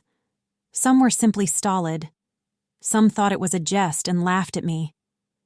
I had the hardest task in the world to keep my hands off their pretty, laughing faces. It was a foolish impulse. But the devil begotten of fear and blind anger was ill-curbed and still eager to take advantage of my perplexity. The turf gave better counsel. I found a groove ripped in it, about midway between the pedestal of the Sphinx and the marks of my feet where, on arrival, I had struggled with the overturned machine. There were other signs of removal about, with queer, narrow footprints like those I could imagine made by a sloth. This directed my closer attention to the pedestal. It was, as I think I have said, of bronze. It was not a mere block, but highly decorated with deep-framed panels on either side. I went and rapped at these. The pedestal was hollow. Examining the panels with care, I found them discontinuous with the frames. There were no handles or keyholes, but possibly the panels, if they were doors, as I supposed, opened from within. One thing was clear enough to my mind. It took no very great mental effort to infer that my time machine was inside that pedestal, but how it got there was a different problem. I saw the heads of two orange-clad people coming through the bushes and under some blossom-covered apple trees towards me. I turned smiling to them and beckoned them to me. They came, and then, pointing to the bronze pedestal, I tried to intimate my wish to open it, but at my first gesture towards this, they behaved very oddly. I don't know how to convey their expression to you. Suppose you were to use a grossly improper gesture to a delicate-minded woman, it is how she would look. They went off as if they had received the last possible insult. I tried a sweet-looking little chap in white next, with exactly the same result. Somehow, his manner made me feel ashamed of myself. But, as you know, I wanted the time machine, and I tried him once more. As he turned off, like the others, my temper got the better of me. In 3 strides I was after him, had him by the loose part of his robe round the neck, and began dragging him towards the Sphinx. Then I saw the horror and repugnance of his face, and all of a sudden I let him go. But I was not beaten yet. I banged with my fist at the bronze panels. I thought I heard something stir inside. To be explicit, I thought I heard a sound like a chuckle, but I must have been mistaken. Then I got a big pebble from the river and came and hammered till I had flattened a coil in the decorations, and the verdigris came off in powdery flakes. The delicate little people must have heard me hammering in gusty outbreaks a mile away on either hand, but nothing came of it. I saw a crowd of them upon the slopes, looking furtively at me.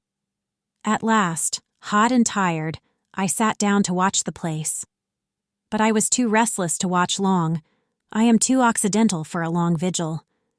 I could work at a problem for years, but to wait inactive for 24 hours, that is another matter. I got up after a time and began walking aimlessly through the bushes towards the hill again. "Patience," said I to myself. "If you want your machine again, you must leave that Sphinx alone. If they mean to take your machine away, it's little good you're wrecking their bronze panels, and if they don't, you will get it back as soon as you can ask for it. To sit among all those unknown things before a puzzle like that is hopeless. That way lies monomania. Face this world. Learn its ways. Watch it. Be careful of too hasty guesses at its meaning. In the end, you will find clues to it all." Then suddenly, the humor of the situation came into my mind. The thought of the years I had spent in study and toil to get into the future age, and now my passion of anxiety to get out of it. I had made myself the most complicated and the most hopeless trap that ever a man devised. Although it was at my own expense, I could not help myself. I laughed aloud. Going through the big palace, it seemed to me that the little people avoided me. It may have been my fancy, or it may have had something to do with my hammering at the gates of bronze. Yet I felt tolerably sure of the avoidance. I was careful, however, to show no concern and to abstain from any pursuit of them, and in the course of a day or two, things got back to the old footing. I made what progress I could in the language, and in addition, I pushed my explorations here and there. Either I missed some subtle point, or their language was excessively simple, almost exclusively composed of concrete substantives and verbs. There seemed to be few, if any, abstract terms or little use of figurative language. Their sentences were usually simple and of 2 words, and I failed to convey or understand any but the simplest propositions. I determined to put the thought of my time machine and the mystery of the bronze doors under the Sphinx as much as possible in a corner of memory, until my growing knowledge would lead me back to them in a natural way. Yet a certain feeling, you may understand, tethered me in a circle of a few miles round the point of my arrival. 8. Explanation. So far as I could see, all the world displayed the same exuberant richness as the Thames Valley. From every hill I climbed, I saw the same abundance of splendid buildings, endlessly varied in material and style, the same clustering thickets of evergreens, the same blossom-laden trees and tree ferns. Here and there water shone like silver, and beyond, the land rose into blue undulating hills, and so faded into the serenity of the sky. A peculiar feature, which presently attracted my attention, was the presence of certain circular wells, several, as it seemed to me, of a very great depth. One lay by the path up the hill, which I had followed during my first walk. Like the others, it was rimmed with bronze, curiously wrought, and protected by a little cupola from the rain. Sitting by the side of these wells, and peering down into the shafted darkness, I could see no gleam of water, nor could I start any reflection with a lighted match. But in all of them I heard a certain sound, a thud, thud, thud, like the beating of some big engine, and I discovered, from the flaring of my matches, that a steady current of air set down the shafts. Further, I threw a scrap of paper into the throat of one, and instead of fluttering slowly down, it was at once sucked swiftly out of sight. After a time, too, I came to connect these wells with tall towers standing here and there upon the slopes, for above them there was often just such a flicker in the air as one sees on a hot day above a sun-scorched beach. Putting things together, I reached a strong suggestion of an extensive system of subterranean ventilation, whose true import it was difficult to imagine. I was at first inclined to associate it with the sanitary apparatus of these people. It was an obvious conclusion, but it was absolutely wrong. And here I must admit that I learnt very little of drains and bells and modes of conveyance, and the like conveniences, during my time in this real future. In some of these visions of utopias and coming times which I have read, there is a vast amount of detail about building and social arrangements, and so forth. But while such details are easy enough to obtain when the whole world is contained in one's imagination, they are altogether inaccessible to a real traveler amid such realities as I found here. Conceive the tale of London, which a Negro, fresh from Central Africa, would take back to his tribe. What would he know of railway companies, of social movements, of telephone and telegraph wires, of the parcels delivery company, and postal orders and the like? Yet we, at least, should be willing enough to explain these things to him. And even of what he knew, how much could he make his untraveled friend either apprehend or believe? Then, think how narrow the gap between a Negro and a white man of our own times, and how wide the interval between myself and these of the Golden Age. I was sensible of much which was unseen, and which contributed to my comfort, but save for a general impression of automatic organization, I fear I can convey very little of the difference to your mind. In the matter of sepulture, for instance, I could see no signs of crematoria, nor anything suggestive of tombs. But it occurred to me that, possibly, there might be cemeteries, or crematoria, somewhere beyond the range of my explorings. This, again, was a question I deliberately put to myself, and my curiosity was at first entirely defeated upon the point. The thing puzzled me, and I was led to make a further remark, which puzzled me still more, that aged and infirm among this people there were none. I must confess that my satisfaction with my first theories of an automatic civilization and a decadent humanity did not long endure. Yet I could think of no other. let me put my difficulties. The several big palaces I had explored were mere living places, great dining halls and sleeping apartments. I could find no machinery, no appliances of any kind.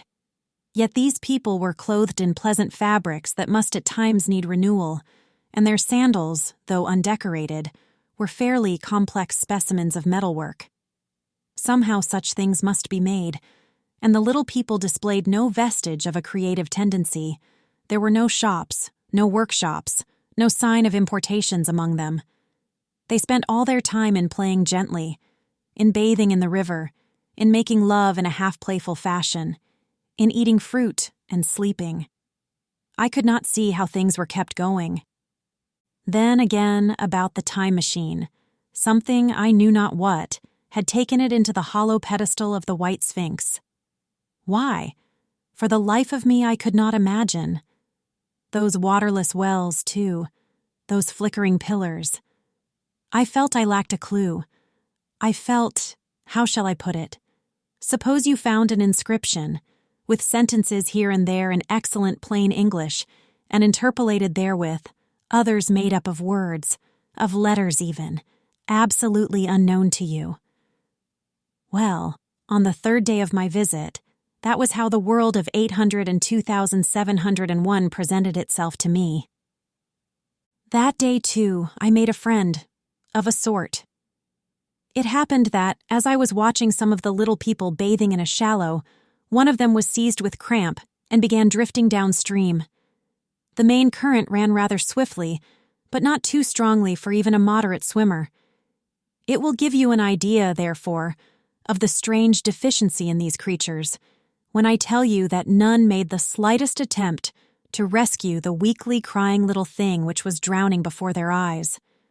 When I realized this, I hurriedly slipped off my clothes, and wading in at a point lower down, I caught the poor mite and drew her safe to land.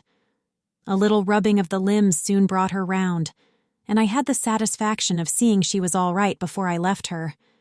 I had got to such a low estimate of her kind that I did not expect any gratitude from her. In that, however, I was wrong. This happened in the morning.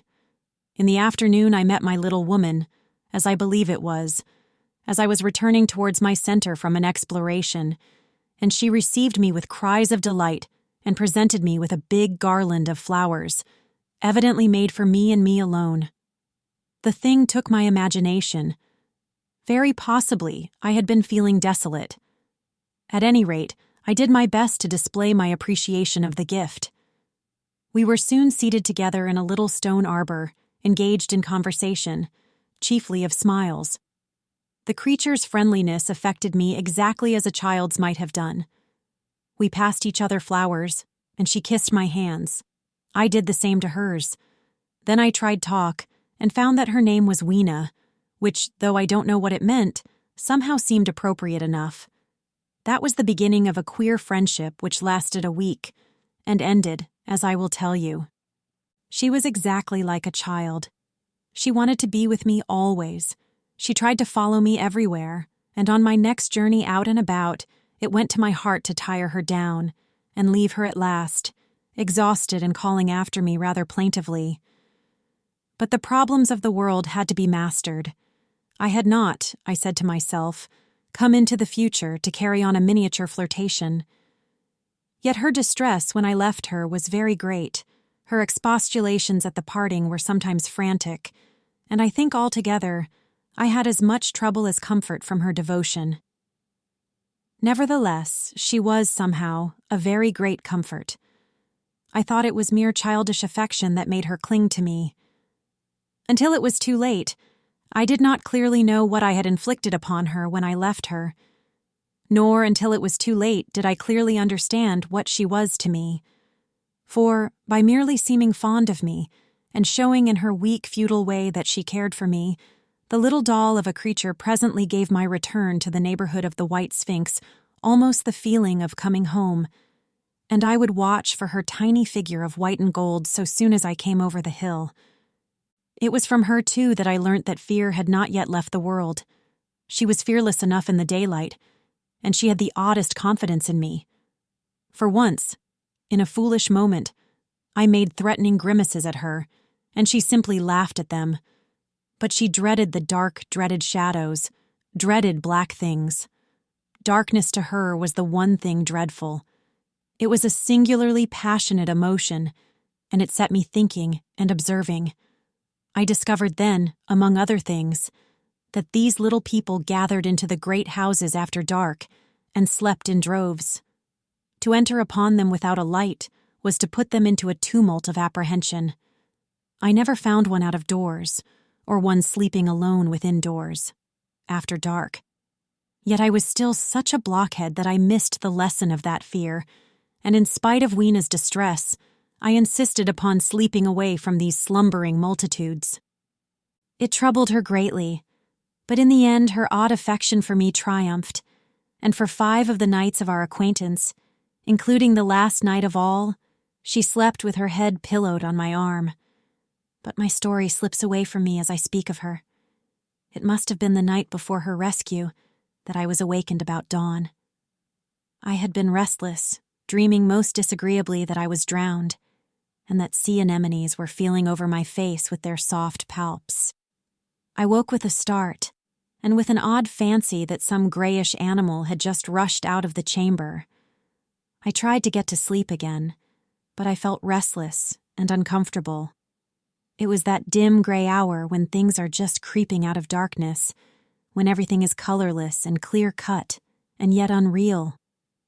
I got up and went down into the great hall, and so out upon the flagstones in front of the palace. I thought I would make a virtue of necessity and see the sunrise. The moon was setting, and the dying moonlight and the first pallor of dawn were mingled in a ghastly half-light. The bushes were inky black, the ground a somber gray, the sky colorless and cheerless, and up the hill I thought I could see ghosts. 3 several times, as I scanned the slope, I saw white figures. Twice I fancied I saw a solitary white, ape-like creature running rather quickly up the hill, and once near the ruins, I saw a leash of them carrying some dark body. They moved hastily. I did not see what became of them. It seemed that they vanished among the bushes. The dawn was still indistinct, you must understand. I was feeling that chill, uncertain, early morning feeling you may have known. I doubted my eyes.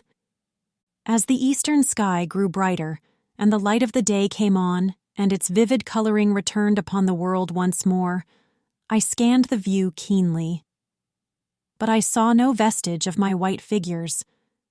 They were mere creatures of the half-light. They must have been ghosts, I said. I wonder whence they dated. For a queer notion of Grant Allen's came into my head, and amused me. If each generation die and leave ghosts, he argued, the world at last will get overcrowded with them.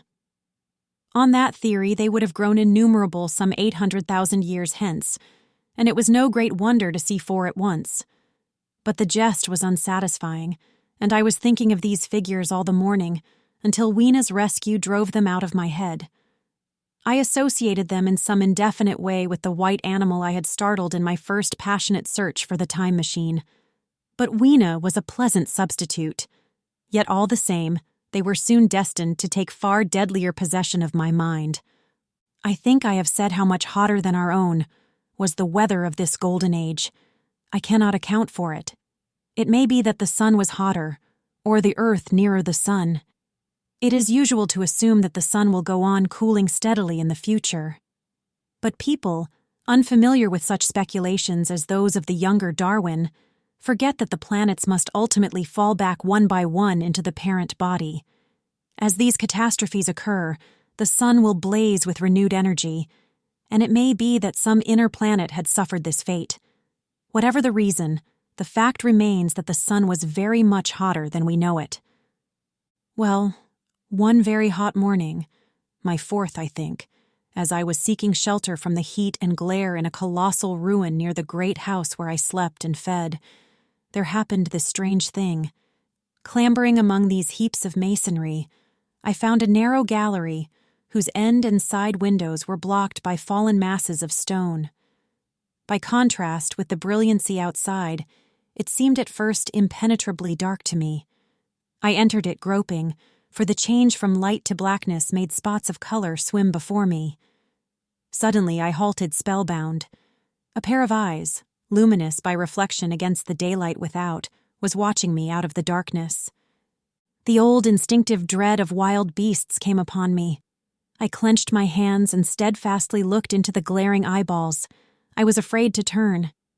Then the thought of the absolute security in which humanity appeared to be living came to my mind.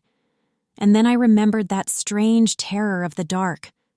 Overcoming my fear to some extent, I advanced a step and spoke. I will admit that my voice was harsh and ill-controlled. I put out my hand and touched something soft. At once the eyes darted sideways, and something white ran past me. I turned with my heart in my mouth and saw a queer little ape-like figure, its head held down in a peculiar manner, running across the sunlit space behind me.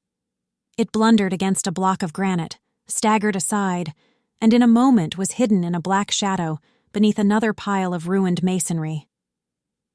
My impression of it is, of course, imperfect, but I know it was a dull white and had strange, large, grayish-red eyes.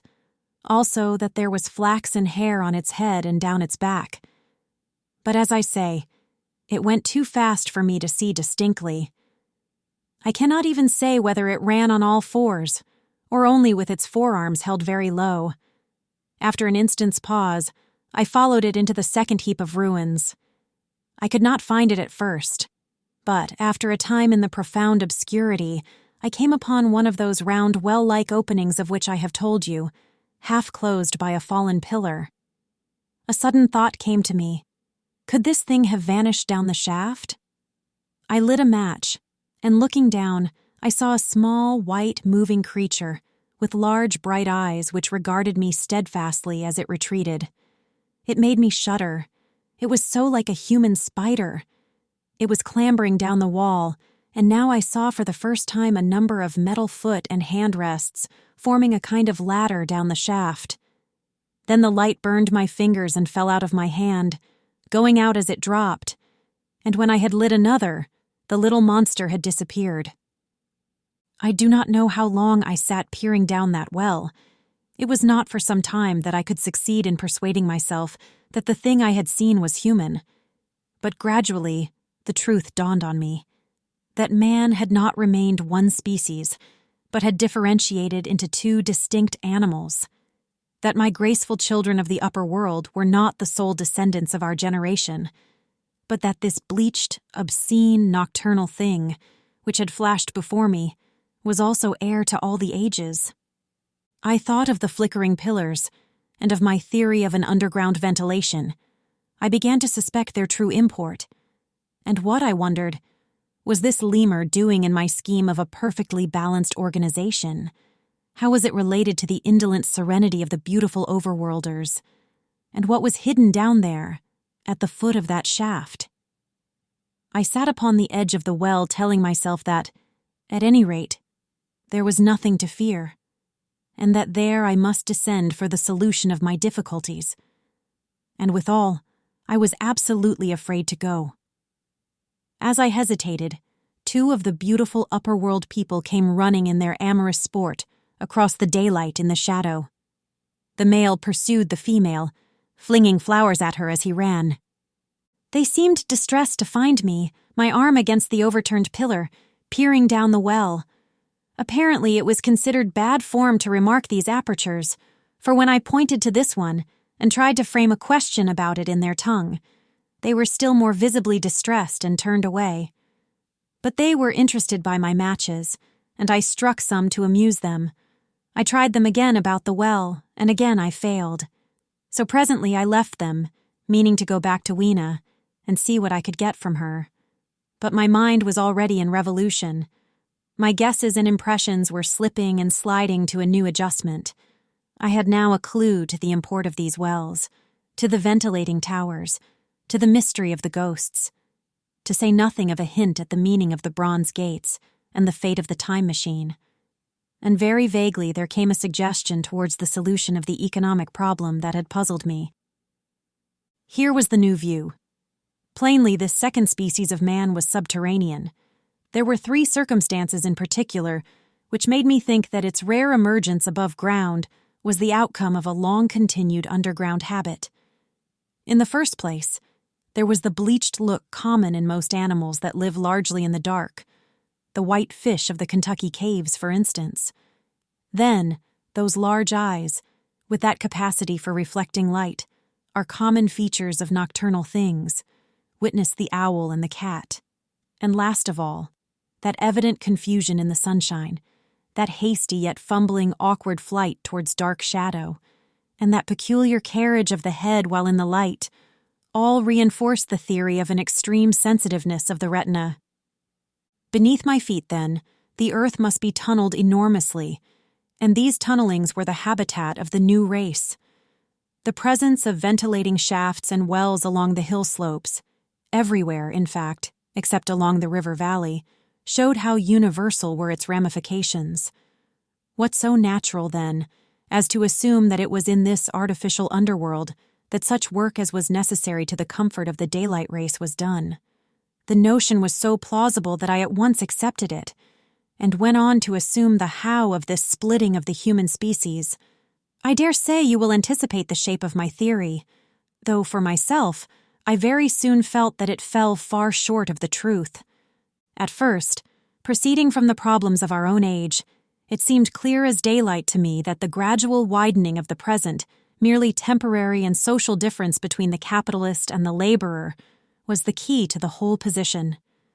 No doubt it will seem grotesque enough to you, and wildly incredible. And yet even now there are existing circumstances to point that way. There is a tendency to utilize underground space for the less ornamental purposes of civilization. There is the Metropolitan Railway in London, for instance. There are new electric railways. There are subways. There are underground workrooms and restaurants. And they increase and multiply. Evidently, I thought, this tendency had increased till industry had gradually lost its birthright in the sky.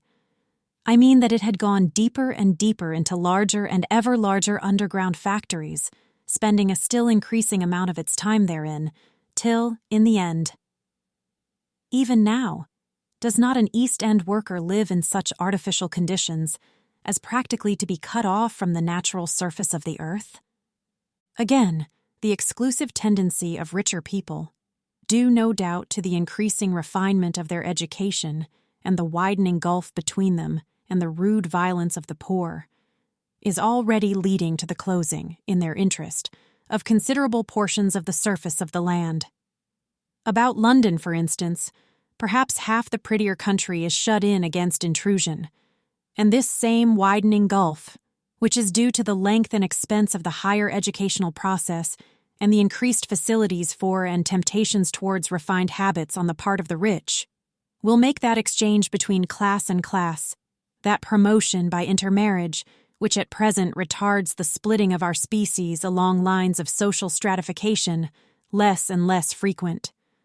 So, in the end, above ground, you must have the haves, pursuing pleasure and comfort and beauty, and below ground the have-nots, the workers getting continually adapted to the conditions of their labor.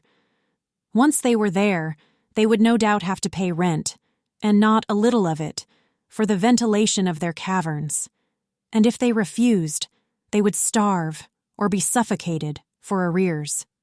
Such of them as were so constituted as to be miserable and rebellious would die, and in the end, the balance being permanent, the survivors would become as well adapted to the conditions of underground life and as happy in their way as the overworld people were to theirs. As it seemed to me, the refined beauty and the etiolated pallor followed naturally enough. The great triumph of humanity I had dreamed of took a different shape in my mind. It had been no such triumph of moral education and general cooperation as I had imagined. Instead, I saw a real aristocracy, armed with a perfected science and working to a logical conclusion, the industrial system of today. Its triumph had not been simply a triumph over nature, but a triumph over nature and the fellow man. This, I must warn you, was my theory at the time. I had no convenient cicerone in the pattern of the utopian books. My explanation may be absolutely wrong. I still think it is the most plausible one. But even on this supposition, the balanced civilization that was at last attained must have long since passed its zenith, and was now far fallen into decay. The too perfect security of the overworlders had led them to a slow movement of degeneration, to a general dwindling in size, strength, and intelligence, that I could see clearly enough already. What had happened to the undergrounders I did not yet suspect, but, from what I had seen of the Morlocks, that, by the by, was the name by which these creatures were called, I could imagine that the modification of the human type was even far more profound than among the Eloi, the beautiful race that I already knew. Then came troublesome doubts. Why had the Morlocks taken my time machine? For I felt sure it was they who had taken it. Why, too, if the Eloi were masters, could they not restore the machine to me? And why were they so terribly afraid of the dark? I proceeded, as I have said, to question Weena about this underworld, but here again I was disappointed. At first she would not understand my questions, and presently she refused to answer them. She shivered as though the topic was unendurable, and when I pressed her, perhaps a little harshly, she burst into tears. They were the only tears, except my own, I ever saw in that golden age. When I saw them, I ceased abruptly to trouble about the Morlocks, and was only concerned in banishing these signs of her human inheritance from Weena's eyes. And very soon she was smiling and clapping her hands, while I solemnly burnt a match. 9. The Morlocks. It may seem odd to you, but it was 2 days before I could follow up the newfound clue in what was manifestly the proper way. I felt a peculiar shrinking from those pallid bodies. They were just the half-bleached color of the worms, and things one sees preserved in spirit in a zoological museum, and they were filthily cold to the touch. Probably my shrinking was largely due to the sympathetic influence of the Eloi, whose disgust of the Morlocks I now began to appreciate. The next night I did not sleep well. Probably my health was a little disordered. I was oppressed with perplexity and doubt. Once or twice I had a feeling of intense fear for which I could perceive no definite reason. I remember creeping noiselessly into the great hall where the little people were sleeping in the moonlight.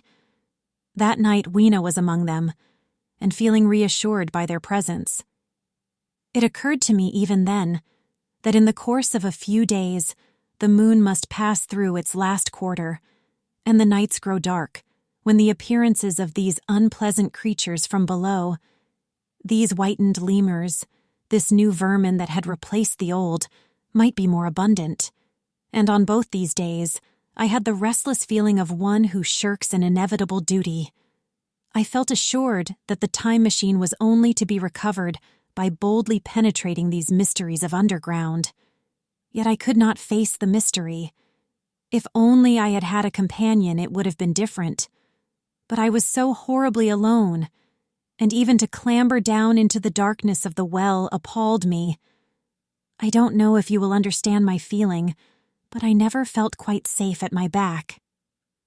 It was this restlessness, this insecurity perhaps, that drove me farther and farther afield in my exploring expeditions. Going to the southwestward towards the rising country that is now called Combe Wood, I observed far off, in the direction of 19th century Banstead, a vast green structure, different in character from any I had hitherto seen.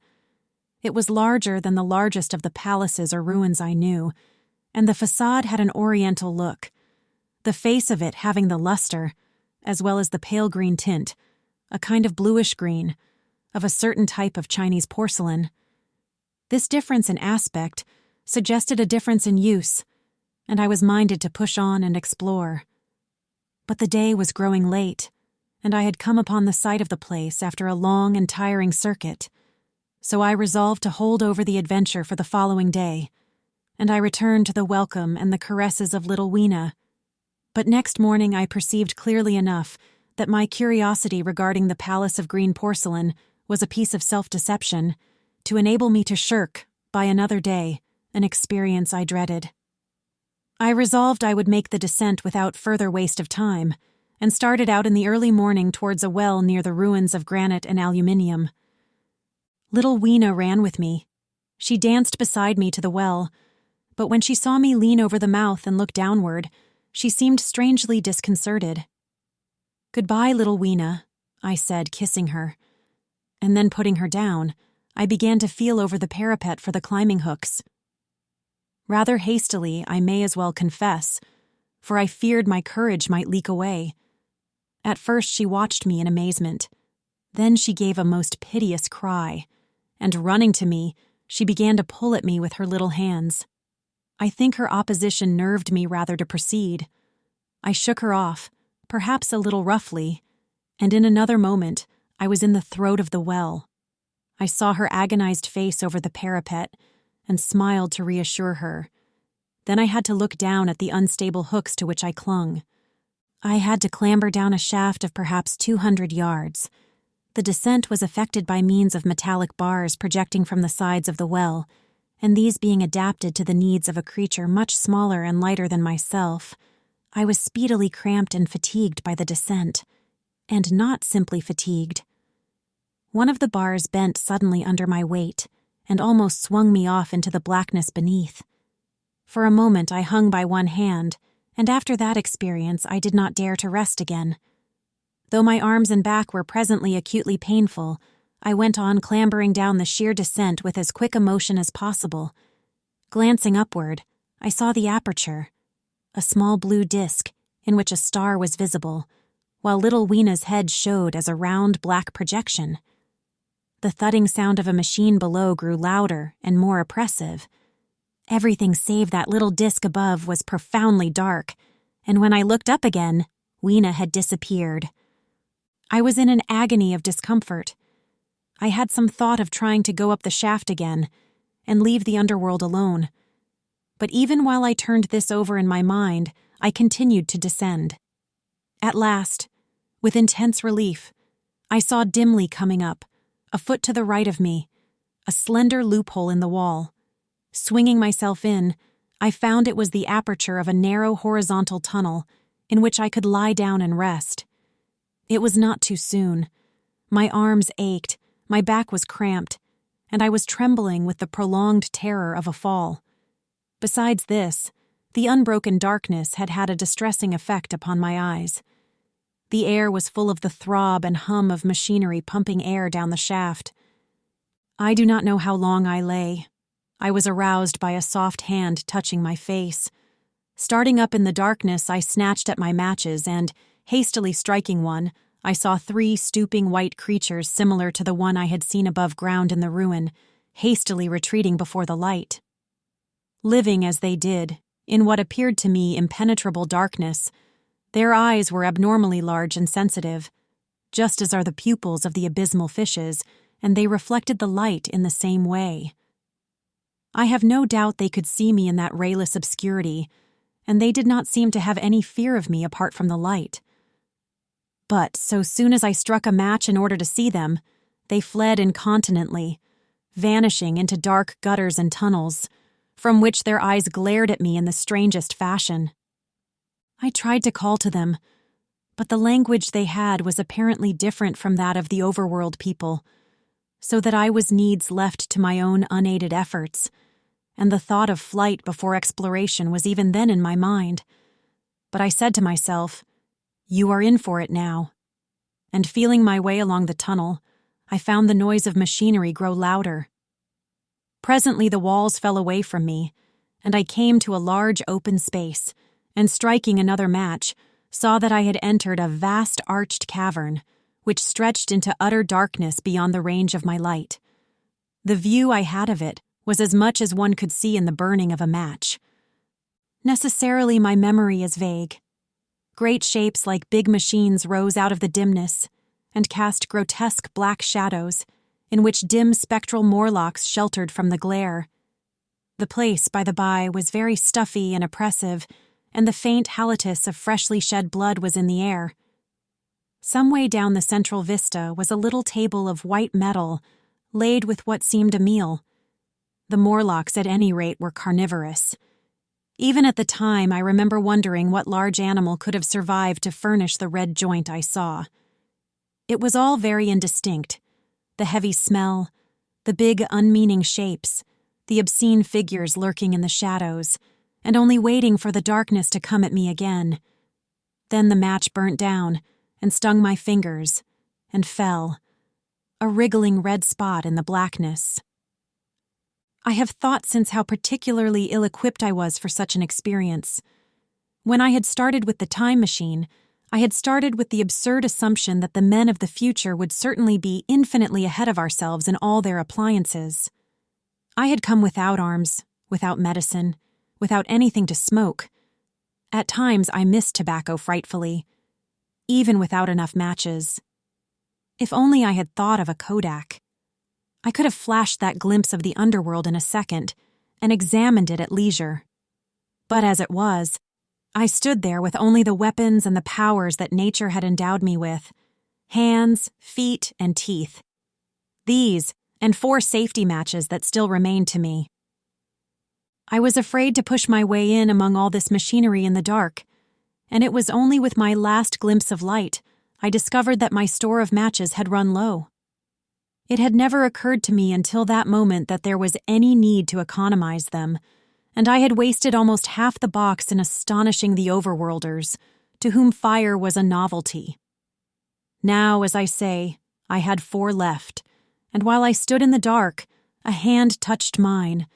Lank fingers came feeling over my face, and I was sensible of a peculiar, unpleasant odor.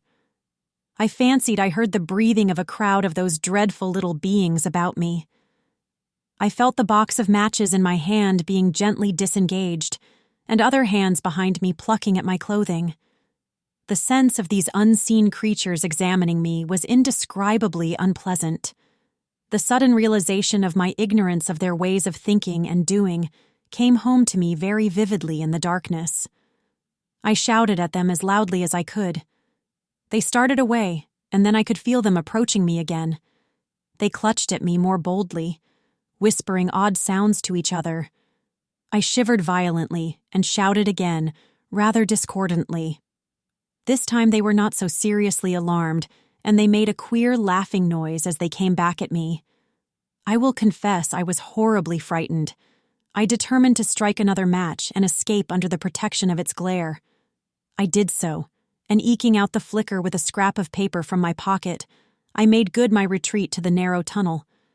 But I had scarce entered this when my light was blown out, and in the blackness I could hear the Morlocks rustling like wind among leaves and pattering like the rain as they hurried after me. In a moment, I was clutched by several hands, and there was no mistaking that they were trying to haul me back. I struck another light and waved it in their dazzled faces.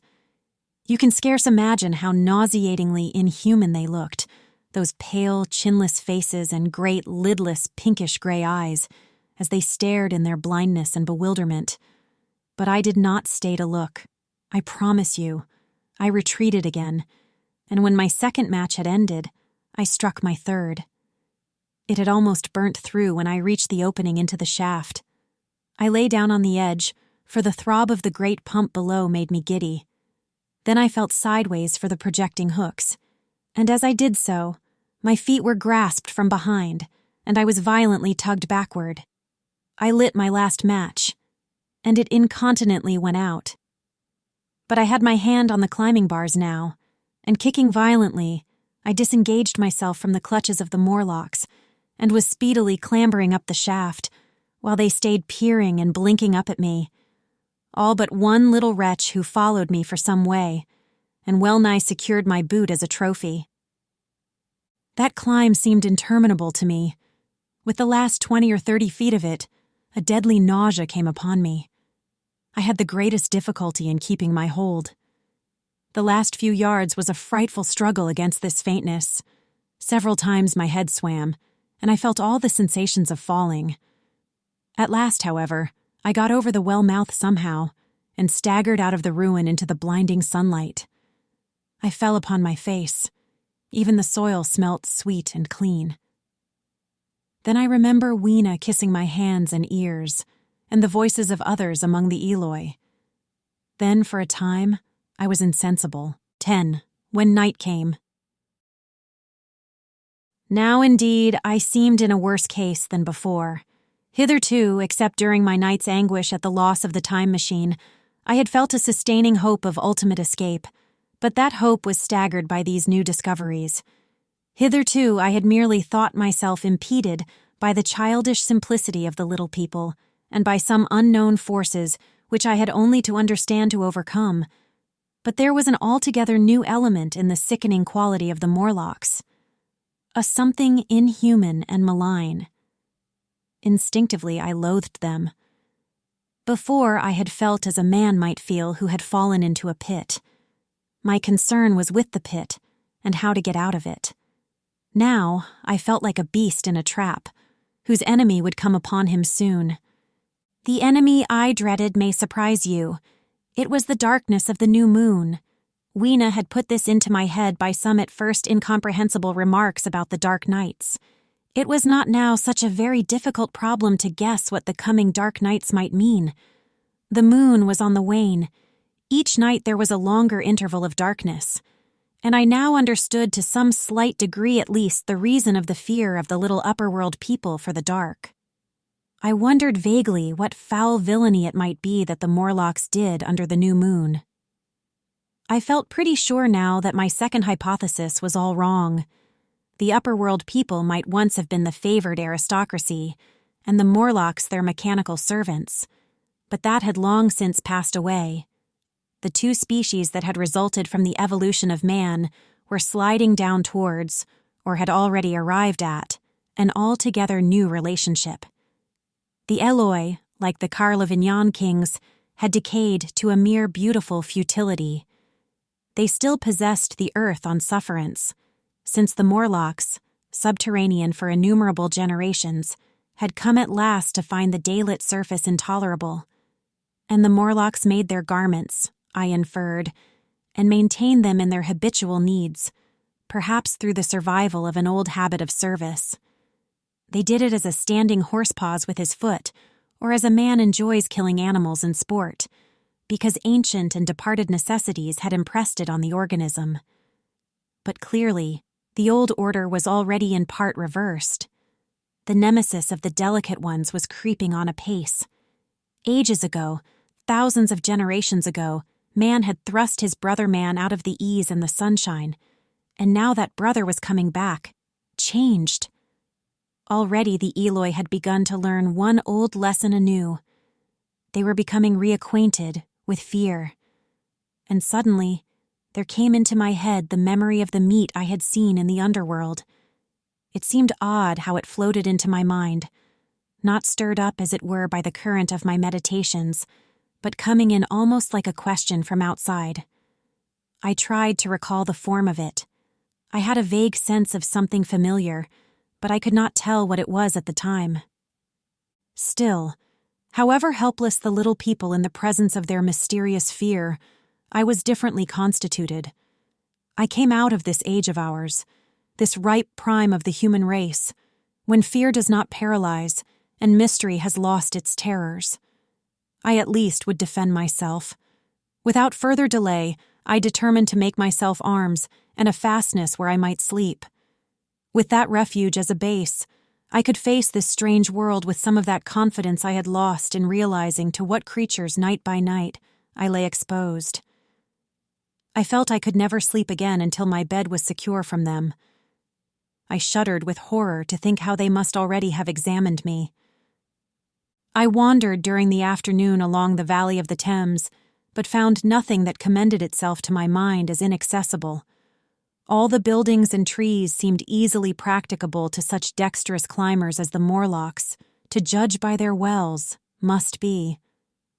Then the tall pinnacles of the palace of green porcelain and the polished gleam of its walls came back to my memory. And in the evening, taking Weena like a child upon my shoulder, I went up the hills towards the southwest. The distance, I had reckoned, was 7 or 8 miles, but it must have been nearer 18. I had first seen the place on a moist afternoon, when distances are deceptively diminished. In addition, the heel of one of my shoes was loose, and a nail was working through the sole. They were comfortable old shoes I wore about indoors, so that I was lame. And it was already long past sunset when I came in sight of the palace, silhouetted black against the pale yellow of the sky. Weena had been hugely delighted when I began to carry her, but after a while she desired me to let her down, and ran along by the side of me, occasionally darting off on either hand to pick flowers to stick in my pockets. My pockets had always puzzled Weena, but at the last she had concluded that they were an eccentric kind of vases for floral decoration. At least she utilized them for that purpose. And that reminds me, in changing my jacket I found... The time traveler paused, put his hand into his pocket, and silently placed 2 withered flowers, not unlike very large white mallows, upon the little table. Then he resumed his narrative. As the hush of evening crept over the world, and we proceeded over the hill crest towards Wimbledon, Weena grew tired and wanted to return to the house of grey stone. But I pointed out the distant pinnacles of the palace of green porcelain to her, and contrived to make her understand that we were seeking a refuge there from her fear. You know that great pause that comes upon things before the dusk?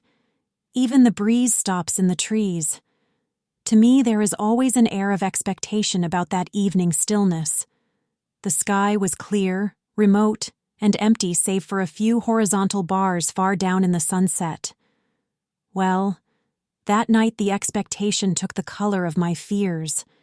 In that darkling calm, my senses seemed preternaturally sharpened. I fancied I could even feel the hollowness of the ground beneath my feet, could indeed almost see through it the Morlocks on their anthill going hither and thither and waiting for the dark. In my excitement, I fancied that they would receive my invasion of their burrows as a declaration of war. And why had they taken my time machine? So we went on in the quiet, and the twilight deepened into night. The clear blue of the distance faded, and one star after another came out. The ground grew dim, and the trees black. Weena's fears and her fatigue grew upon her. I took her in my arms and talked to her and caressed her. Then, as the darkness grew deeper, she put her arms round my neck, and closing her eyes, tightly pressed her face against my shoulder. So we went down a long slope into a valley, and there in the dimness I almost walked into a little river. This I waded, and went up the opposite side of the valley, past a number of sleeping houses, and by a statue, a faun or some such figure, minus the head. Here, too, were acacias. So far I had seen nothing of the Morlocks, but it was yet early in the night, and the darker hours before the old moon rose were still to come. From the brow of the next hill, I saw a thick wood spreading wide and black before me. I hesitated at this. I could see no end to it, either to the right or the left. Feeling tired, my feet, in particular, were very sore. I carefully lowered Weena from my shoulder as I halted and sat down upon the turf. I could no longer see the palace of green porcelain, and I was in doubt of my direction. I looked into the thickness of the wood and thought of what it might hide. Under that dense tangle of branches, one would be out of sight of the stars. Even were there no other lurking danger, a danger I did not care to let my imagination loose upon, there would still be all the roots to stumble over and the tree boles to strike against. I was very tired, too, after the excitements of the day, so I decided that I would not face it, but would pass the night upon the open hill. Weena, I was glad to find, was fast asleep. I carefully wrapped her in my jacket and sat down beside her to wait for the moonrise. The hillside was quiet and deserted, but from the black of the wood there came now and then a stir of living things. Above me shone the stars, for the night was very clear. I felt a certain sense of friendly comfort in their twinkling. All the old constellations had gone from the sky, however. That slow movement which is imperceptible in 100 human lifetimes had long since rearranged them in unfamiliar groupings. But the Milky Way, it seemed to me, was still the same tattered streamer of stardust as of yore. Southward, as I judged it, was a very bright red star that was new to me. It was even more splendid than our own green Sirius, and amid all these scintillating points of light, one bright planet shone kindly and steadily, like the face of an old friend. Looking at these stars suddenly dwarfed my own troubles and all the gravities of terrestrial life. I thought of their unfathomable distance and the slow, inevitable drift of their movements out of the unknown past into the unknown future. I thought of the great precessional cycle that the pole of the Earth describes. Only 40 times had that silent revolution occurred during all the years that I had traversed. And during these few revolutions, all the activity, all the traditions, the complex organizations, the nations, languages, literatures, aspirations, even the mere memory of man as I knew him, had been swept out of existence. Instead were these frail creatures who had forgotten their high ancestry and the white things of which I went in terror. Then I thought of the great fear that was between the two species, and for the first time, with a sudden shiver, came the clear knowledge of what the meat I had seen might be. Yet it was too horrible. I looked at little Weena sleeping beside me, her face white and star-like under the stars, and forthwith dismissed the thought. Through that long night I held my mind off the Morlocks as well as I could, and whiled away the time by trying to fancy I could find signs of the old constellations in the new confusion. The sky kept very clear, except for a hazy cloud or so. No doubt I dozed at times. Then, as my vigil wore on, came a faintness in the eastward sky, like the reflection of some colorless fire, and the old moon rose, thin and peaked and white, and close behind, and overtaking it, and overflowing it, the dawn came, pale at first, and then growing pink and warm. No Morlocks had approached us. Indeed, I had seen none upon the hill that night, and in the confidence of renewed day, it almost seemed to me that my fear had been unreasonable. I stood up, and found my foot with the loose heel swollen at the ankle and painful under the heel. So I sat down again, took off my shoes, and flung them away. I awakened Weena, and we went down into the wood, now green and pleasant instead of black and forbidding. We found some fruit wherewith to break our fast. We soon met others of the dainty ones, laughing and dancing in the sunlight as though there was no such thing in nature as the night. And then I thought once more of the meat that I had seen. I felt assured now of what it was, and from the bottom of my heart I pitied this last feeble rill from the great flood of humanity. Clearly, at some time in the long ago of human decay, the Morlocks' food had run short. Possibly they had lived on rats and such like vermin. Even now man is far less discriminating and exclusive in his food than he was, far less than any monkey. His prejudice against human flesh is no deep-seated instinct, and so these inhuman sons of men. I tried to look at the thing in a scientific spirit. After all, they were less human and more remote than our cannibal ancestors of 3,000 or 4,000 years ago. And the intelligence that would have made this state of things a torment had gone. Why should I trouble myself? These Eloi were mere fatted cattle, which the ant-like Morlocks preserved and preyed upon, probably saw to the breeding of, and there was Weena dancing at my side. Then I tried to preserve myself from the horror that was coming upon me by regarding it as a rigorous punishment of human selfishness. Man had been content to live in ease and delight upon the labors of his fellow man, had taken necessity as his watchword and excuse, and in the fullness of time, necessity had come home to him. I even tried a Carlyle-like scorn of this wretched aristocracy in decay, but this attitude of mind was impossible. However great their intellectual degradation, the Eloi had kept too much of the human form not to claim my sympathy, and to make me perforce a sharer in their degradation and their fear. I had at that time very vague ideas as to the course I should pursue. My first was to secure some safe place of refuge, and to make myself such arms of metal or stone as I could contrive. That necessity was immediate. In the next place, I hoped to procure some means of fire, so that I should have the weapon of a torch at hand, for nothing, I knew, would be more efficient against these Morlocks. Then I wanted to arrange some contrivance to break open the doors of bronze under the White Sphinx. I had in mind a battering ram. I had a persuasion that if I could enter those doors and carry a blaze of light before me, I should discover the time machine and escape. I could not imagine the Morlocks were strong enough to move it far away. Weena I had resolved to bring with me to our own time. And turning such schemes over in my mind, I pursued our way towards the building which my fancy had chosen as our dwelling. 11. The Palace of Green Porcelain. I found the Palace of Green Porcelain when we approached it about noon, deserted and falling into ruin.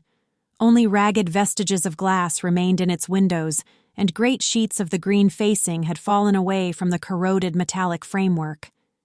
It lay very high upon a turfy down, and looking northeastward before I entered it, I was surprised to see a large estuary, or even creek, where I judged Wandsworth and Battersea must once have been. I thought then, though I never followed up the thought, of what might have happened, or might be happening, to the living things in the sea. The material of the palace proved on examination to be indeed porcelain, and along the face of it I saw an inscription in some unknown character. I thought rather foolishly that Weena might help me to interpret this, but I only learnt that the bare idea of writing had never entered her head. She always seemed to me, I fancy, more human than she was, perhaps because her affection was so human. Within the big valves of the door, which were open and broken, we found, instead of the customary hall, a long gallery lit by many side windows. At the first glance, I was reminded of a museum. The tiled floor was thick with dust, and a remarkable array of miscellaneous objects was shrouded in the same gray covering. Then I perceived, standing strange and gaunt in the center of the hall, what was clearly the lower part of a huge skeleton.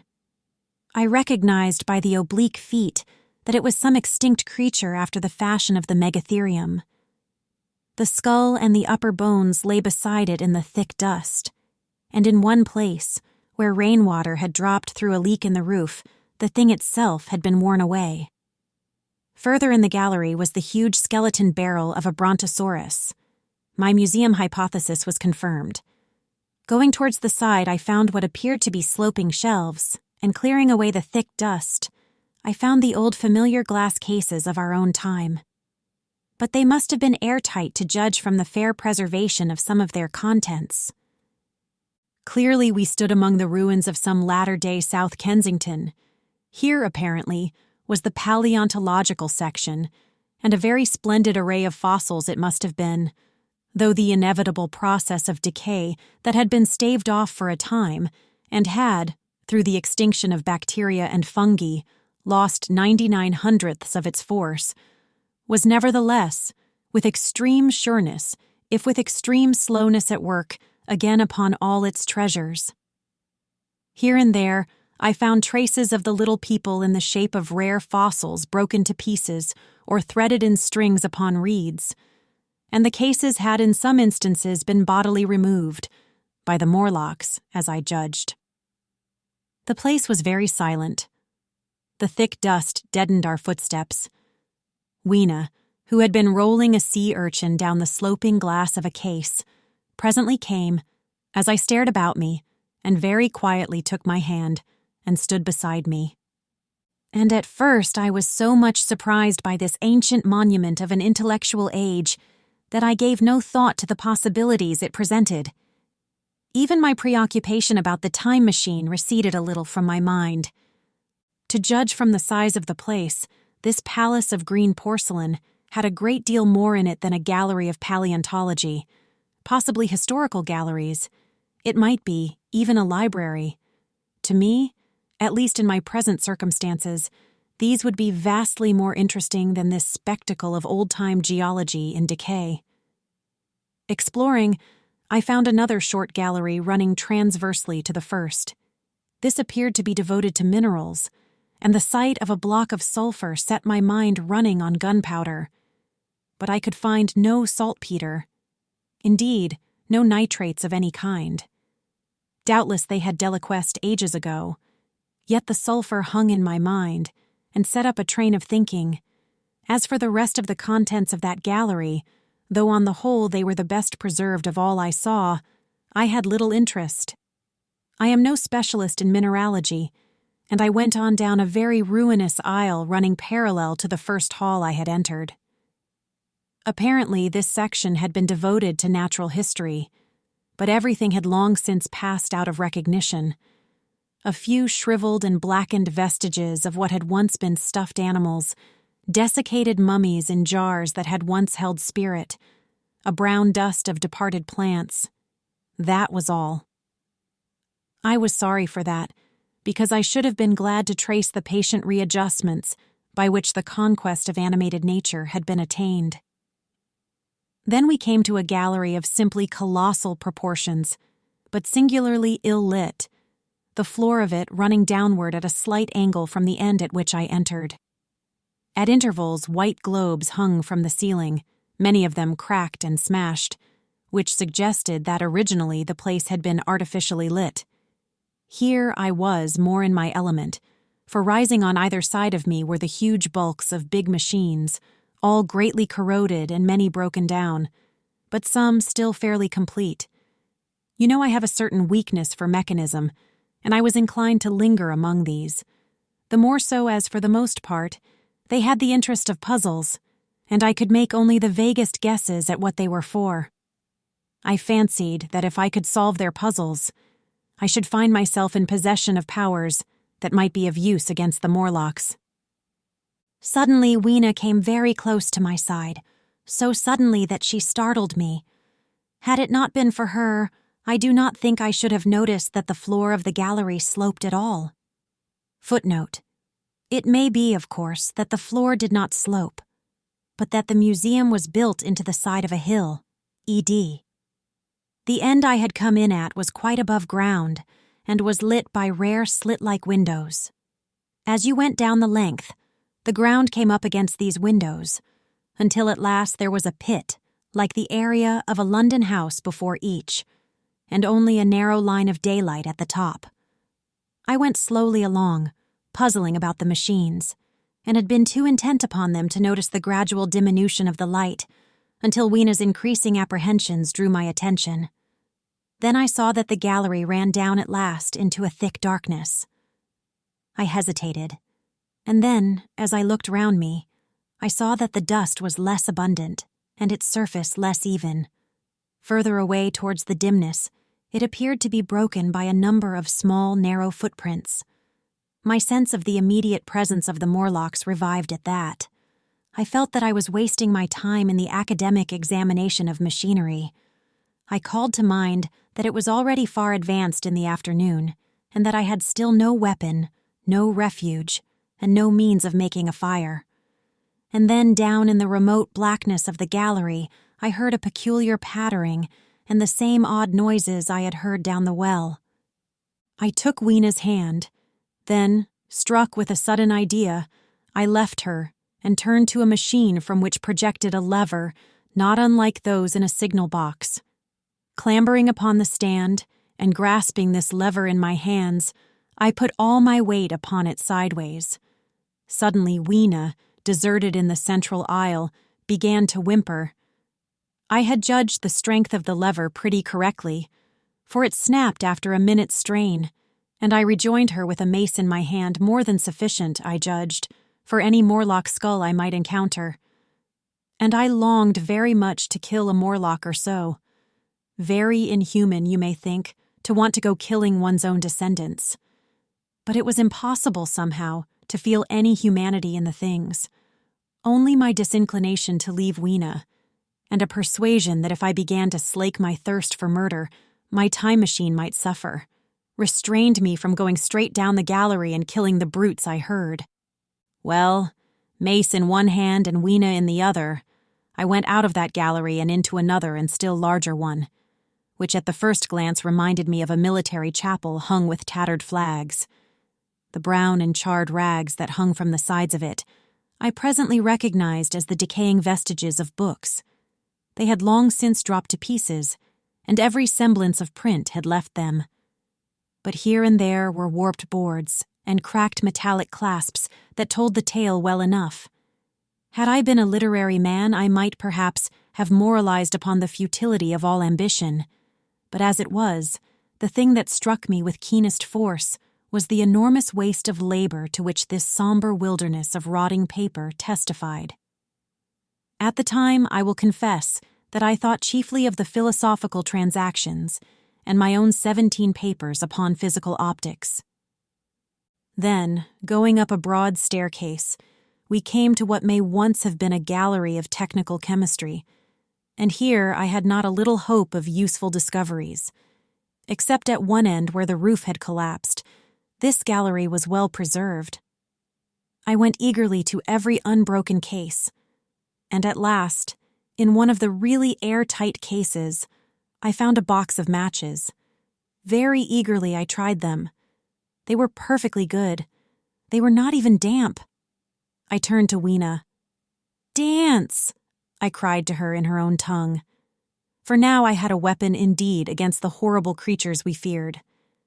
And so, in that derelict museum, upon the thick, soft carpeting of dust, to Weena's huge delight, I solemnly performed a kind of composite dance, whistling The Land of the Leal as cheerfully as I could. In part it was a modest can-can, in part a step dance, in part a skirt dance, so far as my tailcoat permitted, and in part original, for I am naturally inventive, as you know. Now, I still think that for this box of matches to have escaped the wear of time for immemorial years was a most strange. As for me, it was a most fortunate thing. Yet, oddly enough, I found a far unlikelier substance, and that was camphor. I found it in a sealed jar that by chance, I suppose, had been really hermetically sealed. I fancied at first that it was paraffin wax, and smashed the glass accordingly, but the odor of camphor was unmistakable. In the universal decay, this volatile substance had chanced to survive, perhaps through many thousands of centuries. It reminded me of a sepia painting I had once seen done from the ink of a fossil belemnite that must have perished and become fossilized millions of years ago. I was about to throw it away, but I remembered that it was inflammable and burnt with a good bright flame, was, in fact, an excellent candle, and I put it in my pocket. I found no explosives, however, nor any means of breaking down the bronze doors. As yet, my iron crowbar was the most helpful thing I had chanced upon. Nevertheless, I left that gallery greatly elated. I cannot tell you all the story of that long afternoon. It would require a great effort of memory to recall my explorations in at all the proper order. I remember a long gallery of rusting stands of arms, and how I hesitated between my crowbar and a hatchet or a sword. I could not carry both, however, and my bar of iron promised best against the bronze gates. There were numbers of guns, pistols, and rifles. The most were masses of rust, but many were of some new metal, and still fairly sound. But any cartridges or powder there may once have been had rotted into dust. One corner I saw was charred and shattered. Perhaps, I thought, by an explosion among the specimens. In another place was a vast array of idols, Polynesian, Mexican, Grecian, Phoenician, every country on earth, I should think. And here, yielding to an irresistible impulse, I wrote my name upon the nose of a steatite monster from South America that particularly took my fancy. As the evening drew on, my interest waned. I went through gallery after gallery, dusty, silent, often ruinous, the exhibits sometimes mere heaps of rust and lignite, sometimes fresher. In one place, I suddenly found myself near the model of a tin mine, and then by the merest accident I discovered, in an airtight case, 2 dynamite cartridges. I shouted "Eureka!" and smashed the case with joy. Then came a doubt. I hesitated. Then, selecting a little side gallery, I made my essay. I never felt such a disappointment as I did in waiting 5, 10, 15 minutes for an explosion that never came. Of course, the things were dummies, as I might have guessed from their presence. I really believe that had they not been so, I should have rushed off incontinently and blown Sphinx, bronze doors, and, as it proved, my chances of finding the time machine altogether into non-existence. It was after that, I think, that we came to a little open court within the palace. It was turfed and had 3 fruit trees, so we rested and refreshed ourselves. Toward sunset, I began to consider our position. Night was creeping upon us, and my inaccessible hiding place had still to be found. But that troubled me very little now. I had in my possession a thing that was, perhaps, the best of all defenses against the Morlocks. I had matches. I had the camphor in my pocket, too, if a blaze were needed. It seemed to me that the best thing we could do would be to pass the night in the open, protected by a fire. In the morning, there was the getting of the time machine. Towards that, as yet, I had only my iron mace. But now, with my growing knowledge, I felt very differently towards those bronze doors. Up to this, I had refrained from forcing them, largely because of the mystery on the other side. They had never impressed me as being very strong, and I hoped to find my bar of iron not altogether inadequate for the work. 12 in the darkness. We emerged from the palace while the sun was still in part above the horizon. I was determined to reach the White Sphinx early the next morning, and ere the dusk I purposed pushing through the woods that had stopped me on the previous journey. My plan was to go as far as possible that night, and then, building a fire, to sleep in the protection of its glare. Accordingly, as we went along, I gathered any sticks or dried grass I saw, and presently had my arms full of such litter. Thus loaded, our progress was slower than I had anticipated, and besides, Weena was tired. And I also began to suffer from sleepiness too, so that it was full night before we reached the wood. Upon the shrubby hill of its edge, Weena would have stopped, fearing the darkness before us. But a singular sense of impending calamity, that should indeed have served me as a warning, drove me onward. I had been without sleep for a night and 2 days, and I was feverish and irritable. I felt sleep coming upon me, and the Morlocks with it. While we hesitated among the black bushes behind us, and dim against their blackness, I saw 3 crouching figures.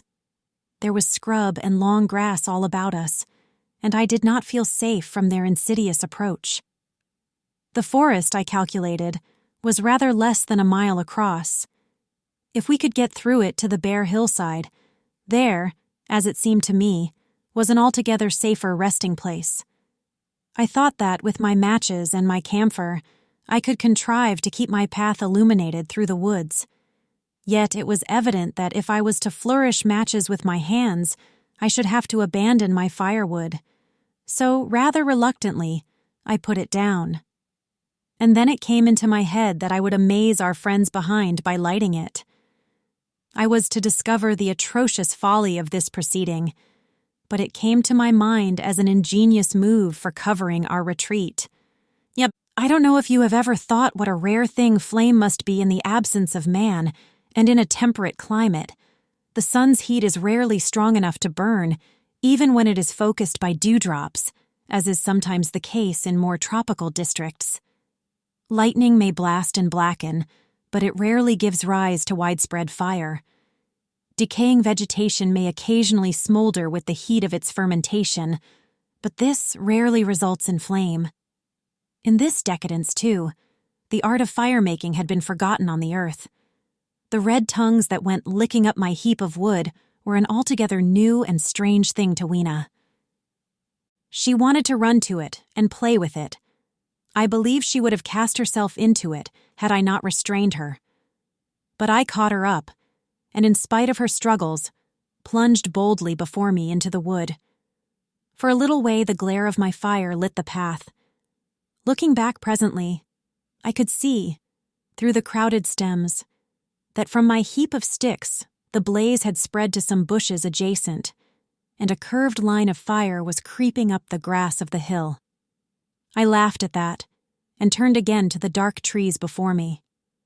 It was very black, and Weena clung to me convulsively, but there was still, as my eyes grew accustomed to the darkness, sufficient light for me to avoid the stems. Overhead it was simply black, except where a gap of remote blue sky shone down upon us here and there. I lit none of my matches because I had no hand free. Upon my left arm I carried my little one. In my right hand I had my iron bar. For some way I heard nothing but the crackling twigs under my feet, the faint rustle of the breeze above, and my own breathing, and the throb of the blood vessels in my ears. Then I seemed to know of a pattering behind me. I pushed on grimly. The pattering grew more distinct, and then I caught the same queer sound and voices I had heard in the underworld. There were evidently several of the Morlocks, and they were closing in upon me. Indeed, in another minute I felt a tug at my coat, then something at my arm, and Weena shivered violently and became quite still. It was time for a match, but to get one I must put her down. I did so, and as I fumbled with my pocket, a struggle began in the darkness about my knees, perfectly silent on her part, and with the same peculiar cooing sounds from the Morlocks. Soft little hands, too, were creeping over my coat and back, touching even my neck. Then the match scratched and fizzed. I held it flaring, and saw the white backs of the Morlocks in flight amid the trees. I hastily took a lump of camphor from my pocket, and prepared to light it as soon as the match should wane. Then I looked at Weena. She was lying clutching my feet and quite motionless, with her face to the ground. With a sudden fright, I stooped to her. She seemed scarcely to breathe. I lit the block of camphor and flung it to the ground, and as it split and flared up and drove back the Morlocks in the shadows, I knelt down and lifted her. The wood behind seemed full of the stir and murmur of a great company. She seemed to have fainted. I put her carefully upon my shoulder and rose to push on, and then there came a horrible realization. In maneuvering with my matches and Weena, I had turned myself about several times, and now I had not the faintest idea in what direction lay my path. For all I knew, I might be facing back towards the palace of green porcelain.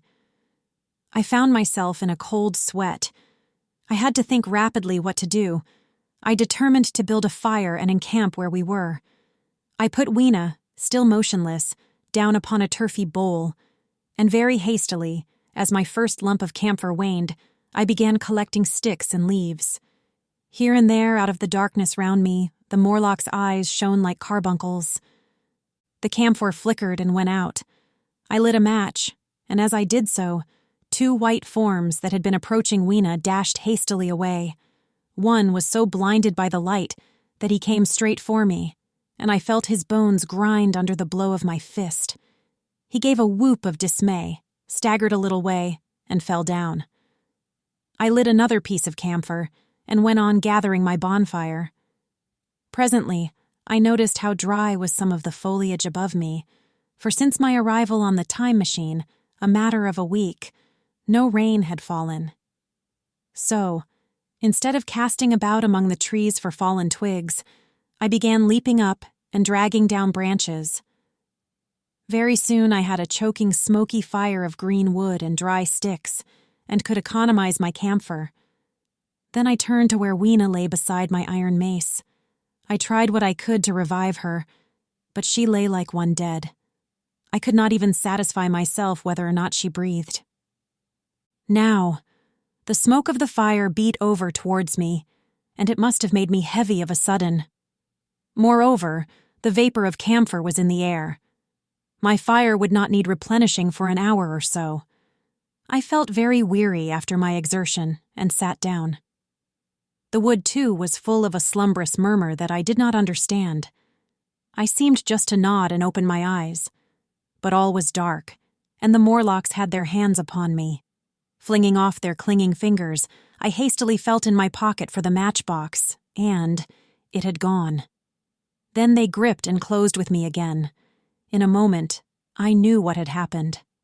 I had slept, and my fire had gone out, and the bitterness of death came over my soul. The forest seemed full of the smell of burning wood. I was caught by the neck, by the hair, by the arms, and pulled down. It was indescribably horrible in the darkness to feel all these soft creatures heaped upon me.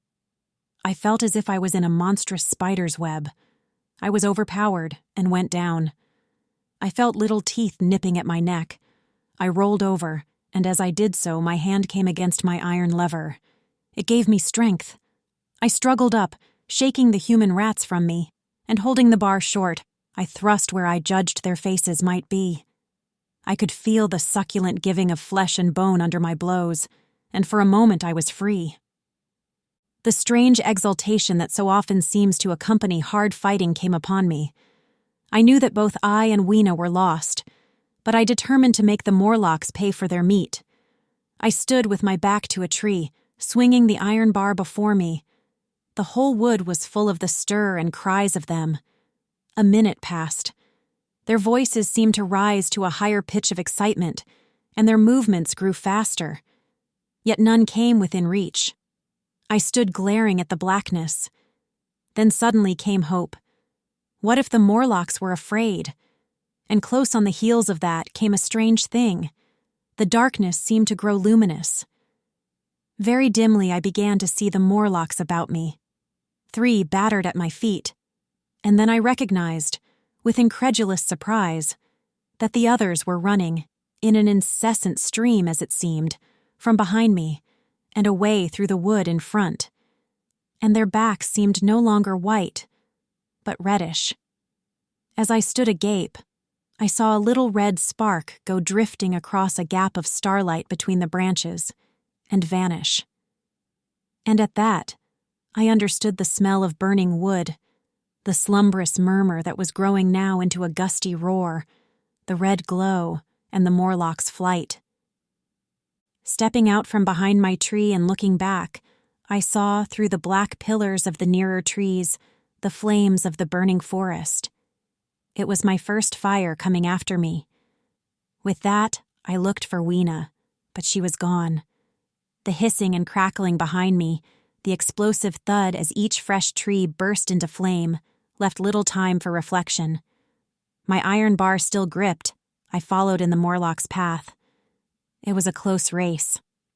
Once the flames crept forward so swiftly on my right as I ran, that I was outflanked and had to strike off to the left. But at last I emerged upon a small open space, and as I did so, a Morlock came blundering towards me and past me, and went on straight into the fire. And now I was to see the most weird and horrible thing, I think, of all that I beheld in that future age. This whole space was as bright as day with the reflection of the fire. In the center was a hillock or tumulus, surmounted by a scorched hawthorn. Beyond this was another arm of the burning forest, with yellow tongues already writhing from it, completely encircling the space with a fence of fire. Upon the hillside were some 30 or 40 Morlocks, dazzled by the light and heat, and blundering hither and thither against each other in their bewilderment. At first I did not realize their blindness, and struck furiously at them with my bar, in a frenzy of fear as they approached me, killing one and crippling several more. But when I had watched the gestures of one of them groping under the hawthorn against the red sky, and heard their moans, I was assured of their absolute helplessness and misery in the glare, and I struck no more of them. Yet every now and then one would come straight towards me, setting loose a quivering horror that made me quick to elude him. At one time the flames died down somewhat, and I feared the foul creatures would presently be able to see me.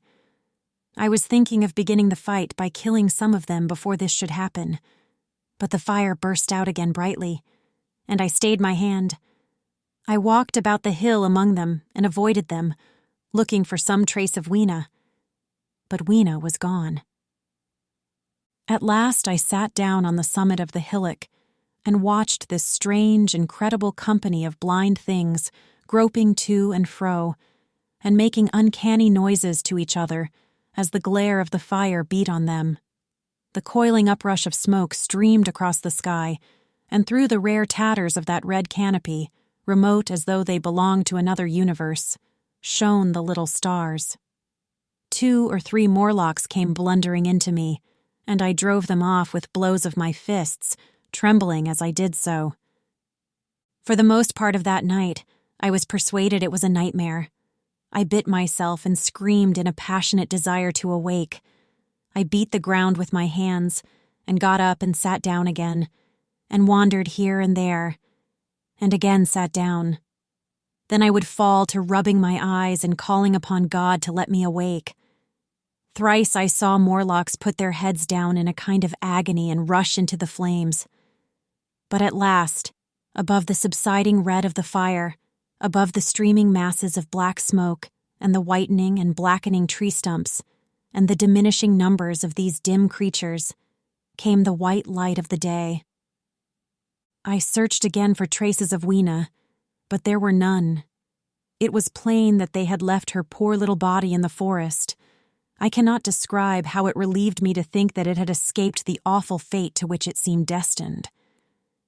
As I thought of that, I was almost moved to begin a massacre of the helpless abominations about me, but I contained myself.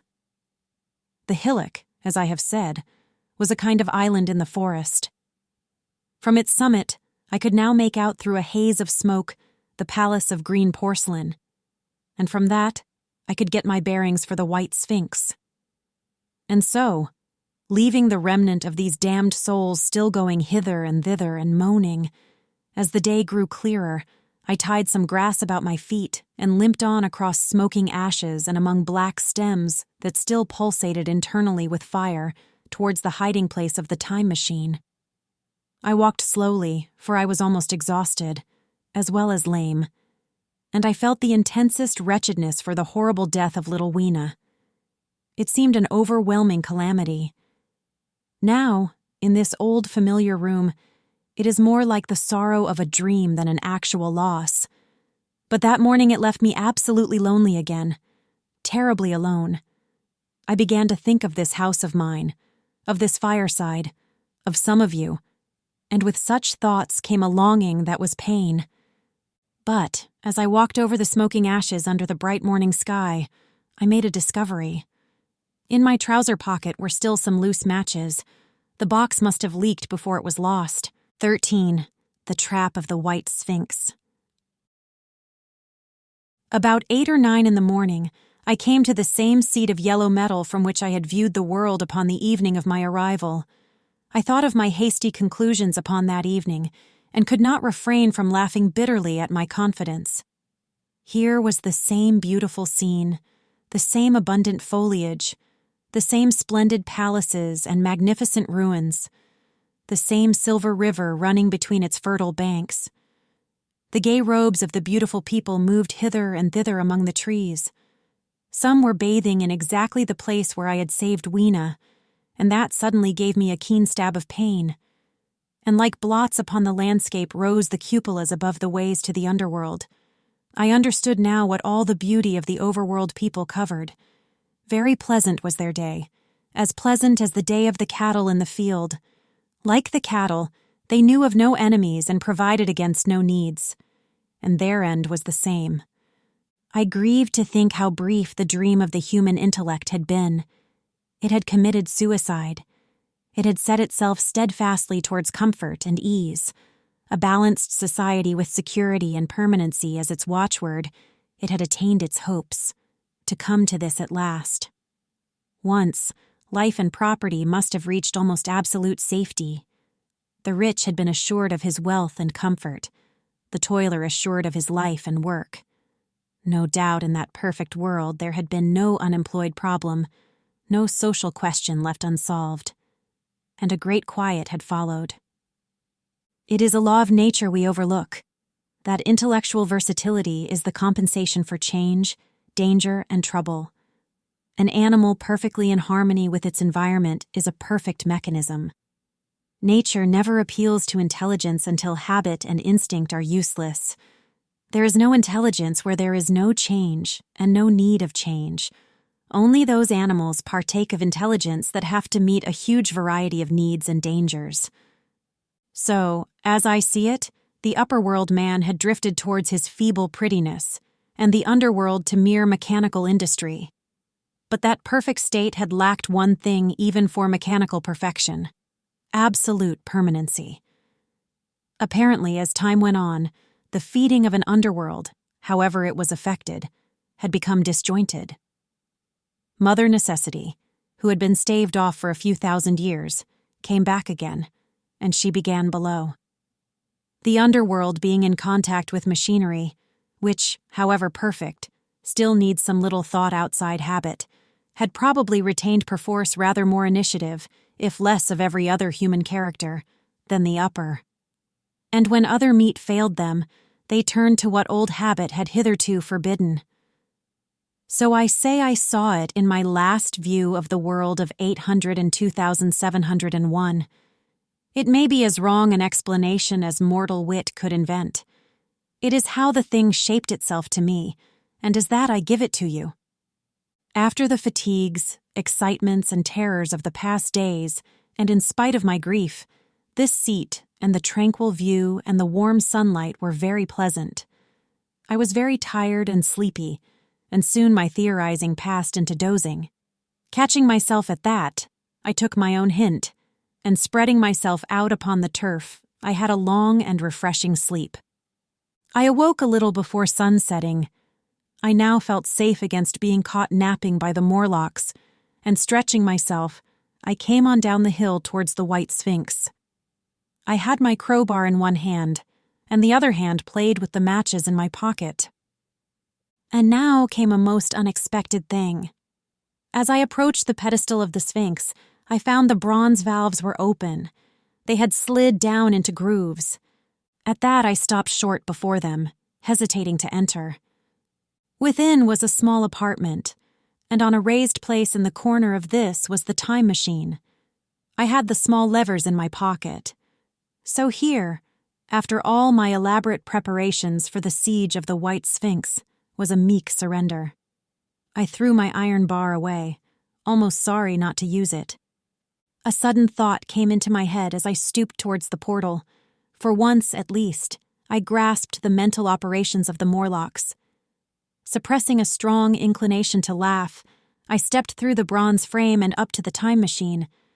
I was surprised to find it had been carefully oiled and cleaned. I have suspected since that the Morlocks had even partially taken it to pieces, while trying in their dim way to grasp its purpose. Now, as I stood and examined it, finding a pleasure in the mere touch of the contrivance, the thing I had expected happened. The bronze panels suddenly slid up and struck the frame with a clang. I was in the dark, trapped. So the Morlocks thought. At that I chuckled gleefully. I could already hear their murmuring laughter as they came towards me. Very calmly I tried to strike the match. I had only to fix on the levers and depart then like a ghost. But I had overlooked one little thing. The matches were of that abominable kind that light only on the box. You may imagine how all my calm vanished. The little brutes were close upon me. One touched me. I made a sweeping blow in the dark at them with the levers and began to scramble into the saddle of the machine. Then came one hand upon me, and then another. Then I had simply to fight against their persistent fingers for my levers, and at the same time feel for the studs over which these fitted. One indeed, they almost got away from me. As it slipped from my hand, I had to butt in the dark with my head. I could hear the Morlock's skull ring. To recover it. It was a nearer thing than the fight in the forest, I think, this last scramble. But at last the lever was fixed and pulled over. The clinging hands slipped from me. The darkness presently fell from my eyes. I found myself in the same gray light and tumult I have already described. 14. The further vision. I have already told you of the sickness and confusion that comes with time traveling. And this time I was not seated properly in the saddle, but sideways and in an unstable fashion. For an indefinite time, I clung to the machine as it swayed and vibrated, quite unheeding how I went, and when I brought myself to look at the dials again, I was amazed to find where I had arrived. One dial records days, and another thousands of days, another millions of days, and another thousands of millions. Now, Instead of reversing the levers, I had pulled them over so as to go forward with them, and when I came to look at these indicators, I found that the thousand's hand was sweeping round as fast as the second's hand of a watch, into futurity. As I drove on, a peculiar change crept over the appearance of things. The palpitating grayness grew darker. Then, though I was still traveling with prodigious velocity, the blinking succession of day and night, which was usually indicative of a slower pace, returned and grew more and more marked. This puzzled me very much at first. The alternations of night and day grew slower and slower, and so did the passage of the sun across the sky, until they seemed to stretch through centuries. At last, a steady twilight brooded over the earth, a twilight only broken now and then when a comet glared across the darkling sky. The band of light that had indicated the sun had long since disappeared, for the sun had ceased to set. It simply rose and fell in the west, and grew ever broader and more red. All trace of the moon had vanished. The circling of the stars, growing slower and slower, had given place to creeping points of light. At last, some time before I stopped, the sun, red and very large, halted motionless upon the horizon, a vast dome glowing with a dull heat, and now and then suffering a momentary extinction. At one time, it had for a little while glowed more brilliantly again, but it speedily reverted to its sullen red heat. I perceived by this slowing down of its rising and setting that the work of the tidal drag was done. The earth had come to rest with one face to the sun, even as in our own time the moon faces the earth. Very cautiously, for I remembered my former headlong fall, I began to reverse my motion. Slower and slower went the circling hands until the thousand's one seemed motionless, and the daily one was no longer a mere mist upon its scale. Still slower, until the dim outlines of a desolate beach grew visible. I stopped very gently and sat upon the time machine, looking round. The sky was no longer blue. Northeastward it was inky black, and out of the blackness shone brightly and steadily the pale white stars. Overhead it was a deep Indian red and starless, and southeastward it grew brighter to a glowing scarlet, where, cut by the horizon, lay the huge hull of the sun, red and motionless. The rocks about me were of a harsh reddish color, and all the trace of life that I could see at first was the intensely green vegetation that covered every projecting point on their southeastern face. It was the same rich green that one sees on forest moss, or on the lichen in caves, plants which like these grow in a perpetual twilight. The machine was standing on a sloping beach. The sea stretched away to the southwest, to rise into a sharp, bright horizon against the wan sky. There were no breakers and no waves, for not a breath of wind was stirring. Only a slight oily swell rose and fell like a gentle breathing, and showed that the eternal sea was still moving and living. And along the margin where the water sometimes broke was a thick incrustation of salt, pink under the lurid sky. There was a sense of oppression in my head, and I noticed that I was breathing very fast. The sensation reminded me of my only experience of mountaineering, and from that I judged the air to be more rarefied than it is now. Far away up the desolate slope I heard a harsh scream, and saw a thing like a huge white butterfly go slanting and fluttering up into the sky, and circling, disappear over some low hillocks beyond. The sound of its voice was so dismal that I shivered and seated myself more firmly upon the machine. Looking round me again, I saw that quite near, what I had taken to be a reddish mass of rock was moving slowly towards me. Then I saw the thing was really a monstrous crab-like creature. Can you imagine a crab as large as yonder table, with its many legs moving slowly and uncertainly, its big claws swaying, its long antennae, like carters' whips, waving and feeling, and its stalked eyes gleaming at you on either side of its metallic front. Its back was corrugated and ornamented with ungainly bosses, and a greenish incrustation blotched it here and there. I could see the many palps of its complicated mouth flickering and feeling as it moved. As I stared at this sinister apparition crawling towards me, I felt a tickling on my cheek, as though a fly had lighted there. I tried to brush it away with my hand, but in a moment it returned, and almost immediately came another by my ear. I struck at this, and caught something thread-like. It was drawn swiftly out of my hand. With a frightful qualm, I turned, and I saw that I had grasped the antenna of another monster crab that stood just behind me. Its evil eyes were wriggling on their stalks, its mouth was all alive with appetite, and its vast, ungainly claws, smeared with an algal slime, were descending upon me. In a moment, my hand was on the lever, and I had placed a month between myself and these monsters. But I was still on the same beach, and I saw them distinctly now as soon as I stopped. Dozens of them seemed to be crawling here and there, in the somber light, among the foliated sheets of intense green. I cannot convey the sense of abominable desolation that hung over the world. The red eastern sky, the northward blackness, the salt Dead Sea, the stony beach crawling with these foul, slow-stirring monsters, the uniform poisonous-looking green of the lichenous plants, the thin air that hurts one's lungs, all contributed to an appalling effect. I moved on 100 years, and there was the same red sun, a little larger, a little duller, the same dying sea, the same chill air, and the same crowd of earthy crustacea creeping in and out among the green weed and the red rocks. And in the westward sky, I saw a curved pale line like a vast new moon.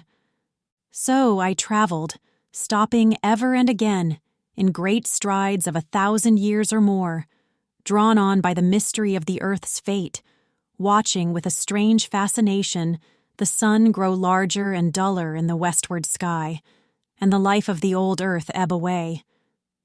At last, more than 30 million years hence, the huge red-hot dome of the sun had come to obscure nearly 1/10 part of the darkling heavens. Then I stopped once more, for the crawling multitude of crabs had disappeared, and the red beach, save for its livid green liverworts and lichens, seemed lifeless. And now it was flecked with white. A bitter cold assailed me. Rare white flakes ever and again came eddying down.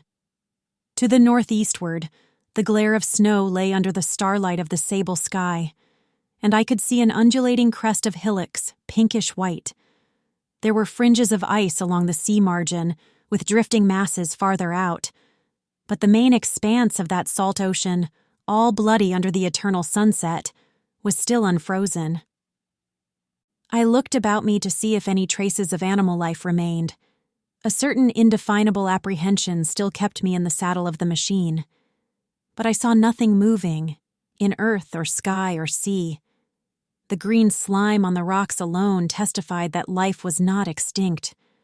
A shallow sandbank had appeared in the sea, and the water had receded from the beach.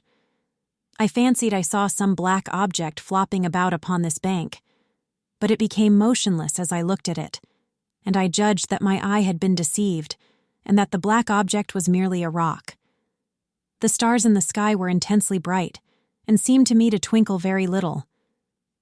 Suddenly I noticed that the circular westward outline of the sun had changed, that a concavity, a bay, had appeared in the curve. I saw this grow larger. For a minute perhaps I stared aghast at this blackness that was creeping over the day, and then I realized that an eclipse was beginning. Either the moon or the planet Mercury was passing across the sun's disk. Naturally, at first I took it to be the moon, but there is much to incline me to believe that what I really saw was the transit of an inner planet passing very near to the Earth. The darkness grew apace. A cold wind began to blow in freshening gusts from the east, and the showering white flakes in the air increased in number. From the edge of the sea came a ripple and whisper. Beyond these lifeless sounds, the world was silent. Silent? It would be hard to convey the stillness of it.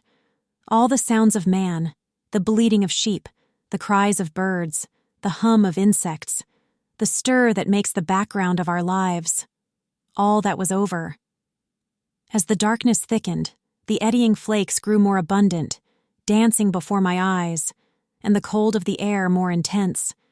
At last, one by one, swiftly, one after the other, the white peaks of the distant hills vanished into blackness. The breeze rose to a moaning wind. I saw the black central shadow of the eclipse sweeping towards me. In another moment, the pale stars alone were visible. All else was rayless obscurity. The sky was absolutely black. A horror of this great darkness came on me. The cold that smote to my marrow, and the pain I felt in breathing, overcame me. I shivered, and a deadly nausea seized me. Then, like a red-hot bow in the sky, appeared the edge of the sun. I got off the machine to recover myself. I felt giddy and incapable of facing the return journey. As I stood sick and confused, I saw again the moving thing upon the shoal. There was no mistake now that it was a moving thing against the red water of the sea. It was a round thing, the size of a football perhaps, or it may be bigger, and tentacles trailed down from it. It seemed black against the weltering blood-red water, and it was hopping fitfully about. Then I felt I was fainting.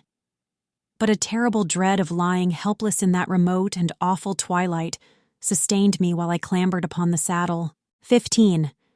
The Time Traveler's Return. So I came back. For a long time I must have been insensible upon the machine. The blinking succession of the days and nights was resumed. The sun got golden again, the sky blue. I breathed with greater freedom. The fluctuating contours of the land ebbed and flowed. The hands spun backward upon the dials. At last I saw again the dim shadows of houses, the evidences of decadent humanity. These too changed and passed, and others came. Presently, when the million dial was at 0, I slackened speed. I began to recognize our own pretty and familiar architecture. The thousands hand ran back to the starting point. The night and day flapped slower and slower. Then the old walls of the laboratory came round me. Very gently now, I slowed the mechanism down. I saw one little thing that seemed odd to me. I think I have told you that when I set out, before my velocity became very high, Mrs. Watchett had walked across the room, traveling, as it seemed to me, like a rocket. As I returned, I passed again across that minute when she traversed the laboratory. But now her every motion appeared to be the exact inversion of her previous ones. The door at the lower end opened, and she glided quietly up the laboratory, back foremost, and disappeared behind the door by which she had previously entered. Just before that I seemed to see Hillier for a moment, but he passed like a flash. Then I stopped the machine and saw about me again the old familiar laboratory, my tools, my appliances just as I had left them. I got off the thing very shakily and sat down upon my bench. For several minutes I trembled violently. Then I became calmer. Around me was my old workshop again, exactly as it had been. I might have slept there, and the whole thing have been a dream. And yet, not exactly. The thing had started from the southeast corner of the laboratory.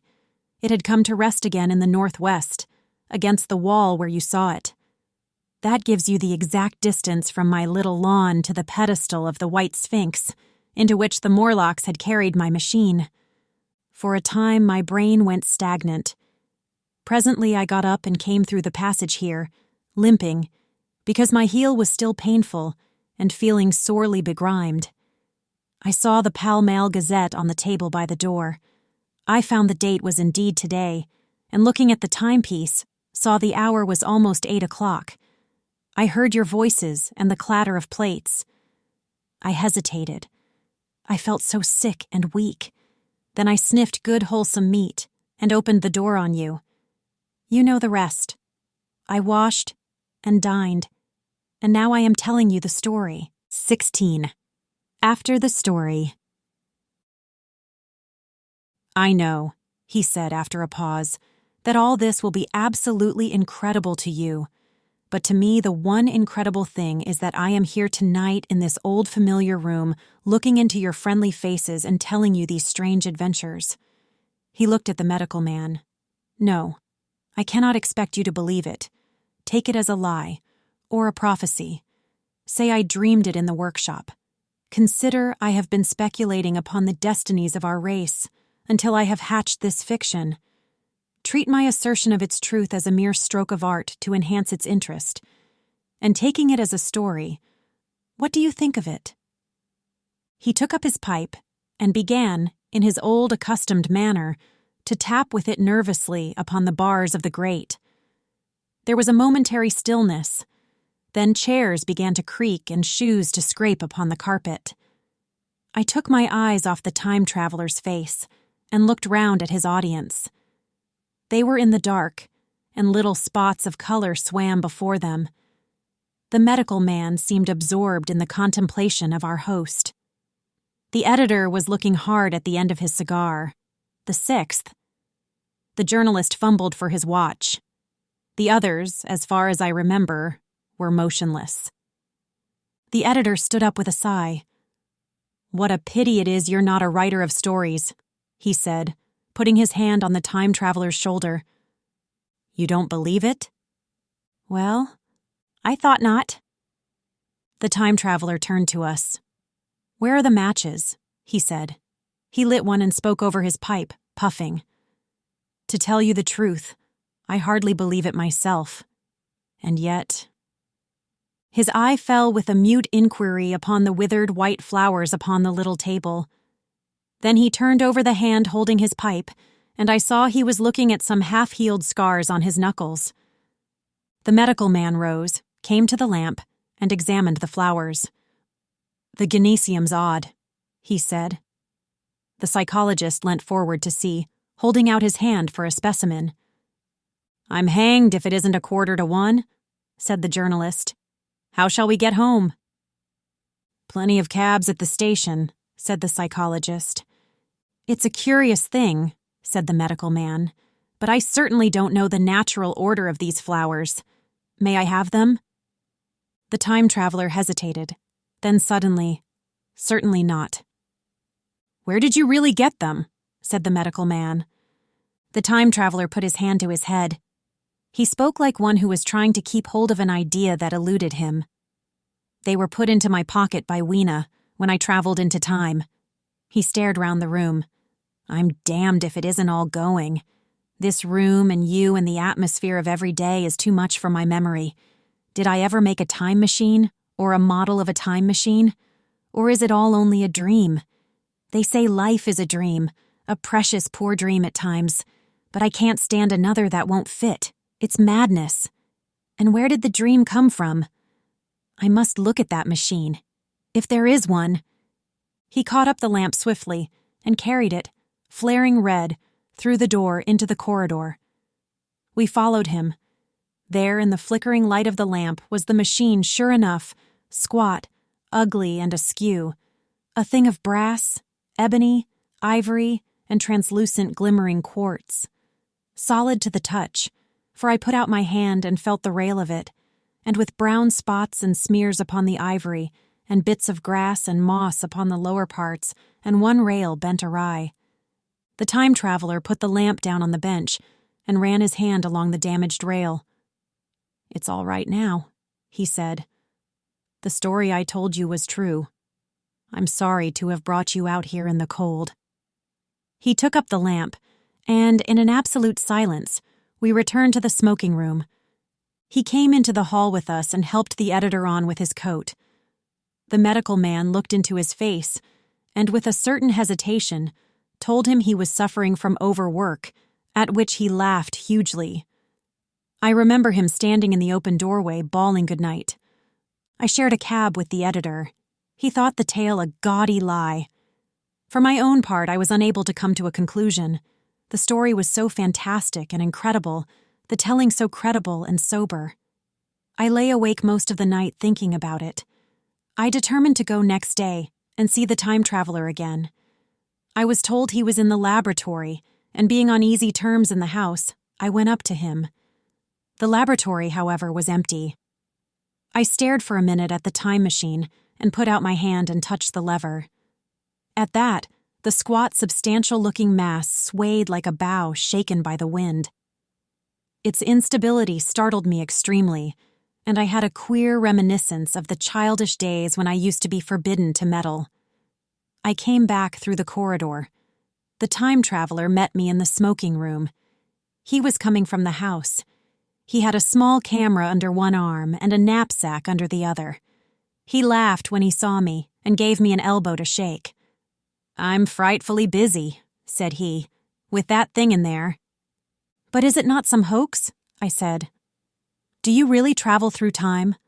"Really and truly I do." And he looked frankly into my eyes. He hesitated. His eye wandered about the room. "I only want half an hour," he said. "I know why you came, and it's awfully good of you. There's some magazines here. If you'll stop to lunch, I'll prove you this time traveling up to the hilt, specimens and all. If you'll forgive my leaving you now?" I consented, hardly comprehending then the full import of his words, and he nodded and went on down the corridor. I heard the door of the laboratory slam, seated myself in a chair, and took up a daily paper. What was he going to do before lunchtime? Then suddenly I was reminded by an advertisement that I had promised to meet Richardson, the publisher, at 2. I looked at my watch and saw that I could barely save that engagement. I got up and went down the passage to tell the time traveler. As I took hold of the handle of the door, I heard an exclamation, oddly truncated at the end, and a click and a thud. A gust of air whirled round me as I opened the door, and from within came the sound of broken glass falling on the floor. The time traveler was not there. I seemed to see a ghostly, indistinct figure sitting in a whirling mass of black and brass for a moment, a figure so transparent that the bench behind with its sheets of drawings was absolutely distinct. But this phantasm vanished as I rubbed my eyes. The time machine had gone. Save for a subsiding stir of dust, the further end of the laboratory was empty. A pane of the skylight had apparently just been blown in. I felt an unreasonable amazement. I knew that something strange had happened, and for the moment could not distinguish what the strange thing might be. As I stood staring, the door into the garden opened, and the manservant appeared. We looked at each other. Then ideas began to come. "Has Mr. gone out that way?" said I. "No, sir. No one has come out this way. I was expecting to find him here." At that I understood. At the risk of disappointing Richardson, I stayed on, waiting for the time traveler, waiting for the second, perhaps still stranger story, and the specimens and photographs he would bring with him. But I am beginning now to fear that I must wait a lifetime. The time traveler vanished 3 years ago, and, as everybody knows now, he has never returned. Epilogue. One cannot choose but wonder, will he ever return?